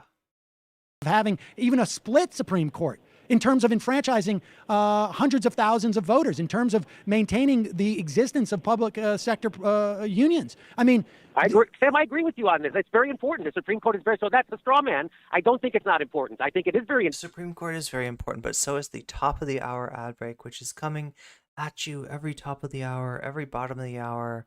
We've got an ad break. Twitch forces it on me, so I have to serve you ads. And that's going to happen twice an hour unless you have a sub. And ways that you can go about getting a sub: if you have an Amazon Prime, you can connect it to Twitch. You can get a free sub. If you have $5 that you can spare, you can buy yourself a sub on desktop. If you have $6, you can buy yourself a sub on an iPhone, right? If you have none of those things, there's still a chance for you, right? And that is to be active in chat and to be seen when somebody comes in wanting to give out some gift subs. And that's when you could possibly get one of those gift subs if you're lucky enough, right? It's not a sure thing, but it's a possibility. Important. And I laid out my strategy for how the Democrats could fight. Now, you laid out a strategy for how the Democrats could roll over. And that's just the difference between me and you. Did Sam just say that he doesn't care about progressives feeling let down by the Democrats? if he did, it's like in the case of like I don't like the feelings are not what matters here, right? It's like he's the way that he talks. Let's roll him back here and see what he said. In terms of maintaining the existence of public sector unions. I mean, I agree, Sam. I agree with you on this. So he's saying in the face of the policy, in the face of what can happen with policy under Trump, he doesn't care about, like, he's not concerned with the hurt feelings as much as the policy right now is. And he's identified, I think he's talking about things too, but like the main thing being the Supreme Court. And indeed, we did find that Trump can do a lot of damage in 4 years, despite his incompetence. Very important. The Supreme Court is so that's a straw man. I don't think it's not important. I think it is very important. And I laid out my strategy for how the Democrats could fight. Now, you laid out a strategy for how the Democrats could roll over. And that's just the difference between me and you. And I think yours is complacent. It's establishment. how do you know on day one? thinking. How do you know on day one, Mitch fear. McConnell? Wait a second. How do you know on day one, Mitch McConnell won't change the rules to get rid of the filibuster for Supreme Court justices? Hey, how do you know on the first day Hillary won't bomb Syria with a nuclear weapon? Well, all right. How do you know? I also don't know that the moon won't fall into Lake Michigan. Right. But you know what? I mean, honestly, Jimmy, We're back to the moon in Lake Michigan. to make those analogies, I think is indicative, and people can judge for themselves. People can judge for themselves. If people think that it is so far-fetched that Mitch McConnell will take the next step and get rid of filibusters or change the threshold for filibusters for Supreme Court nominees, so that yeah, like ironically enough, like 2016 Jimmy has faith in the Democratic Party's ability to enact filibusters against any dangerous part of Trump's agenda, and indeed against Supreme Court nominees, right? We saw that, in fact, that was not the case. I think anybody in chat could have made that call. Jimmy's expecting the Democratic Party to have a spine, and they just never have. They've never shown it, right? That requires you to stand against the media establishment that is like, it is convention when a president nominates a candidate to let them vote. And if you're doing a filibuster, that's not letting them vote. Jimmy's expecting the Democratic Party to hold tight, to hold the line, and to say, no, Trump, we will not let you have a single, Supreme Court justice. And obviously that didn't happen. Donald Trump can get his nominee through. Even if Sam disagreed with Perny or Bust, he shouldn't have said that he didn't care about that. The same as that can definitely get taken out of context, right? I get what you're saying there. That could sound like Hillary Clinton sending a nuclear weapon to Syria. If people genuinely think the chances of those are the same, they can assess that. But I mean, like, as we all know, Sam doesn't care about optics, so. So every crazy, fearful scenario you can concoct in your fear-riddled brain is accurate and makes sense, right? That to you, every crazy. No. Well, no, like the more detached from reality point of view is one that sees Trump as not being fundamentally dangerous, sees Trump as only being dangerous to the Republican Party, and not to the country at large, right? That. Every time I say something, you move the goalpost once again. What if Mitch McConnell does this? What if there's 2 Supreme Court justices? The point is, the risk assessment that you're making doesn't actually include any awareness of how politics work, Jimmy. Yeah. Oh, yes, it does, Sam. And I just gave you my position, and you can't really refute it except you come up with some new fear scenario. So the scenario is the Democrats can filibuster it. Right now, the Republicans aren't even giving the guy a hearing. So the fact is that can happen, but you want to roll over. It's a weak, it's spineless Democrat. The Republicans are not filibustering now. They're just not bringing up a nomination. They're not filibustering. Without batting an eye. Without batting an eye, they won't fill that seat. And I'm saying the Democrats could do the same thing. And you're saying they won't. Look at the polling of the Democratic Party. See, the Democrats could do the same thing, but they won't, right? Like, it's just... Party. Look at the polling of the Democratic Party. The Democratic voters don't want their senators to do that. Republican voters do. Do you think that means nothing? Oh, say it again. If you look at polling as to actually just talking about basic political mandates here, right? Like that essentially going out on a limb and doing something that defies conventions only works if you're if your voters support that, right? And the Republican voters do support that. The Democratic, remember, this is the Democratic Party that just rejected Bernie in favor of Hillary, right? You're expecting them to grow a spine all of a sudden. Because I mean that's one of two things has to happen: the Democratic politicians grow a spine, or the Democratic voters, their politicians, to bucking the conventional wisdom, right? That's not gonna happen, right? As much as, like the Bernie coalition supports Bernie, doing things that fly in the face of the conventional wisdom. The majority of the Democratic Party does not, right? Cannot be expected to hold the Democratic senators' feet to the fire to force them to enact some kind of filibuster as a failsafe against the Trumpian capture of the Supreme Court, which we literally just saw happen. I think that history has borne out, Sam to be right here. I get what people are saying about the way he's saying it, like I don't care about, people's feelings about what happened to Bernie Sanders, right? It makes him sound like he's on the wrong side of the issue. He's not. He was supporting Bernie all the way as long as Bernie stayed in the race, and like at some point Bernie dropped out and endorsed Hillary. So, like they're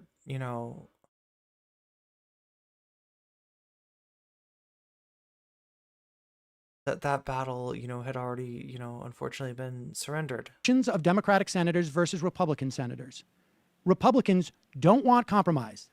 Republican voters. Democrat. You're sure you're not misunderstanding Jimmy about having faith in the Dems? What do you think he's saying, Johnny? Democratic voters do. Now, you and I may not agree with that, may not want Democratic voters to compromise, but that's. I mean, like, look, you could look at it in a different way, that he's saying that the Democratic voters could hold the Dems' feet to the fire, but somehow this guy expects a filibuster against Supreme Court nominees, which in general is not done, right? And he's expecting that to happen as a means of circumventing any negative effects from a Trump presidency, right? He's expecting the Trump presidency to fall apart and to harm the Republican Party in the short term and to be a net benefit. He's doing 17-dimensional chess here, saying, actually, it would be better for the left strategically if the Trump campaign were to win, right? You let the dog that's chasing the car finally catch the car, and he's gonna get messed up by that, right? That's just not what happened. That's just not what happened, right? There isn't an upside to the Trump presidency. That's what they do. Politicians react to what vote. He didn't say that he trusts the Dems, but he is expecting the Dems to do something that they've shown time and time again that they're not going to do. It's not who they are. Voters want. We all know they don't. They do in this instance. We know they that. do. We do know they do that, right? We do know that because. Sorry, I'm having to whisper to you, chat. It's just like really late where I am. I don't want to keep people up past their bedtimes. We've never seen. I mean, you all keep up past your bedtimes, but I'm not trying to keep anybody that I'm staying with up past their bedtime. Democratic politicians come out and say, "I won't compromise my principles. I won't compromise." I'm writing this down. I'm going to write this down. Sam Seder says that Congress responds to the will of voters. This is a new one. Well, all right. That's a new one, because we know it's been proven scientifically, Sam, that that's not true. That's why we already live in an oligarchy, Sam. We already know that. You don't know. He's right about that. We do live in an oligarchy. The voters, the politicians aren't exactly beholden to the voters in so many different ways. But what he's expecting is for the Democrats to flout the conventional wisdom of the media. Like when the Democratic Party tests the winds, reads the room, they're looking to establishment figures, right? And so for the Democrats to go against that conventional wisdom is going to take their voters forcing them to do that, right? And that's not going to happen. So either you have, you know, expectations of the Democratic Party which are unrealistic, or you have expectations of the Democratic electorate that are unrealistic, that the prior debacle of the nomination campaign should have shown you, right? Jimmy is not, he's not living in the real world here. None of his strategy makes sense. He's literally saying that Trump's victory in 2016 could be a very bad thing for the Republican Party. And it's just, that's just not real. That's 17-dimensional chess, and it doesn't work. Haven't you read those articles? No, I've interviewed all those people, Jimmy. Look, let me tell you something. I'm sorry, what? I've interviewed all those people who You like the chill vibe there? wrote those Here. articles. Oh, so you know this? Yeah, I do know this. Now, Jimmy, look. Are you ignoring it? People can assess whether or not your plan. I'll let you lay it out one more time without any Welcome to the stream Froggy Foibles. interruption. How's this going to work? Donald Trump gets elected, and then tell me who controls the Senate and the House, and then what happens going forward. So, but I just want to make sure you're standing by that Congress is influenced by voters. I know that. I don't know that Jimmy necessarily did say he had faith in the Democratic Party. That was me like interpreting, you know, putting into different words what he is saying. And what he's saying is that somehow the Democratic Party, the Democrats are going to enact a filibuster, right? So for that to happen, you have to have, like, filibusters just don't happen that much, and certainly not from the Democrats, right? If you're talking about the filibuster of Supreme Court nomination, right? That just, you know, doesn't happen, and the only way that it could happen is a fundamental change in how the Democratic Party acts, right? And if it's not going to come from the Democrats themselves growing a spine, then it's going to come from you know, the majority of the party's voters. And we've already seen their ability to ignore the progressive contingent within the Democratic caucus, right? They don't care what the progressives think. They told Bernie's voters to fuck off, right? So the idea that there's some kind of force that's gonna you know, create the necessity for a filibuster to happen in the Senate. It's just what, and we can see, we saw what happened, right? Like, this was tested. Jimmy got, you know, what he's not saying. I don't know how, I don't want to put words in his mouth and say that he's wanting a Trump presidency, but he's minimizing the downside of that. And he seems to be claiming that that will go in a way that is very different than what we just saw in the last 4 years, right? So, I mean, that it's just, you know, and this is just a little preview of how a Jimmy Dore, Sam Seder debate would go if it were to happen. I don't think it's going to happen. It sounds like most of chat doesn't think that this is realistically, you know, a debate that Jimmy Dore is gonna participate in. And, you know, this is a little bit of an example why, right? This is just he's not in the real world in terms of his expectations. Democratic politicians project that they will compromise, and Republicans don't, and because their voters want those things.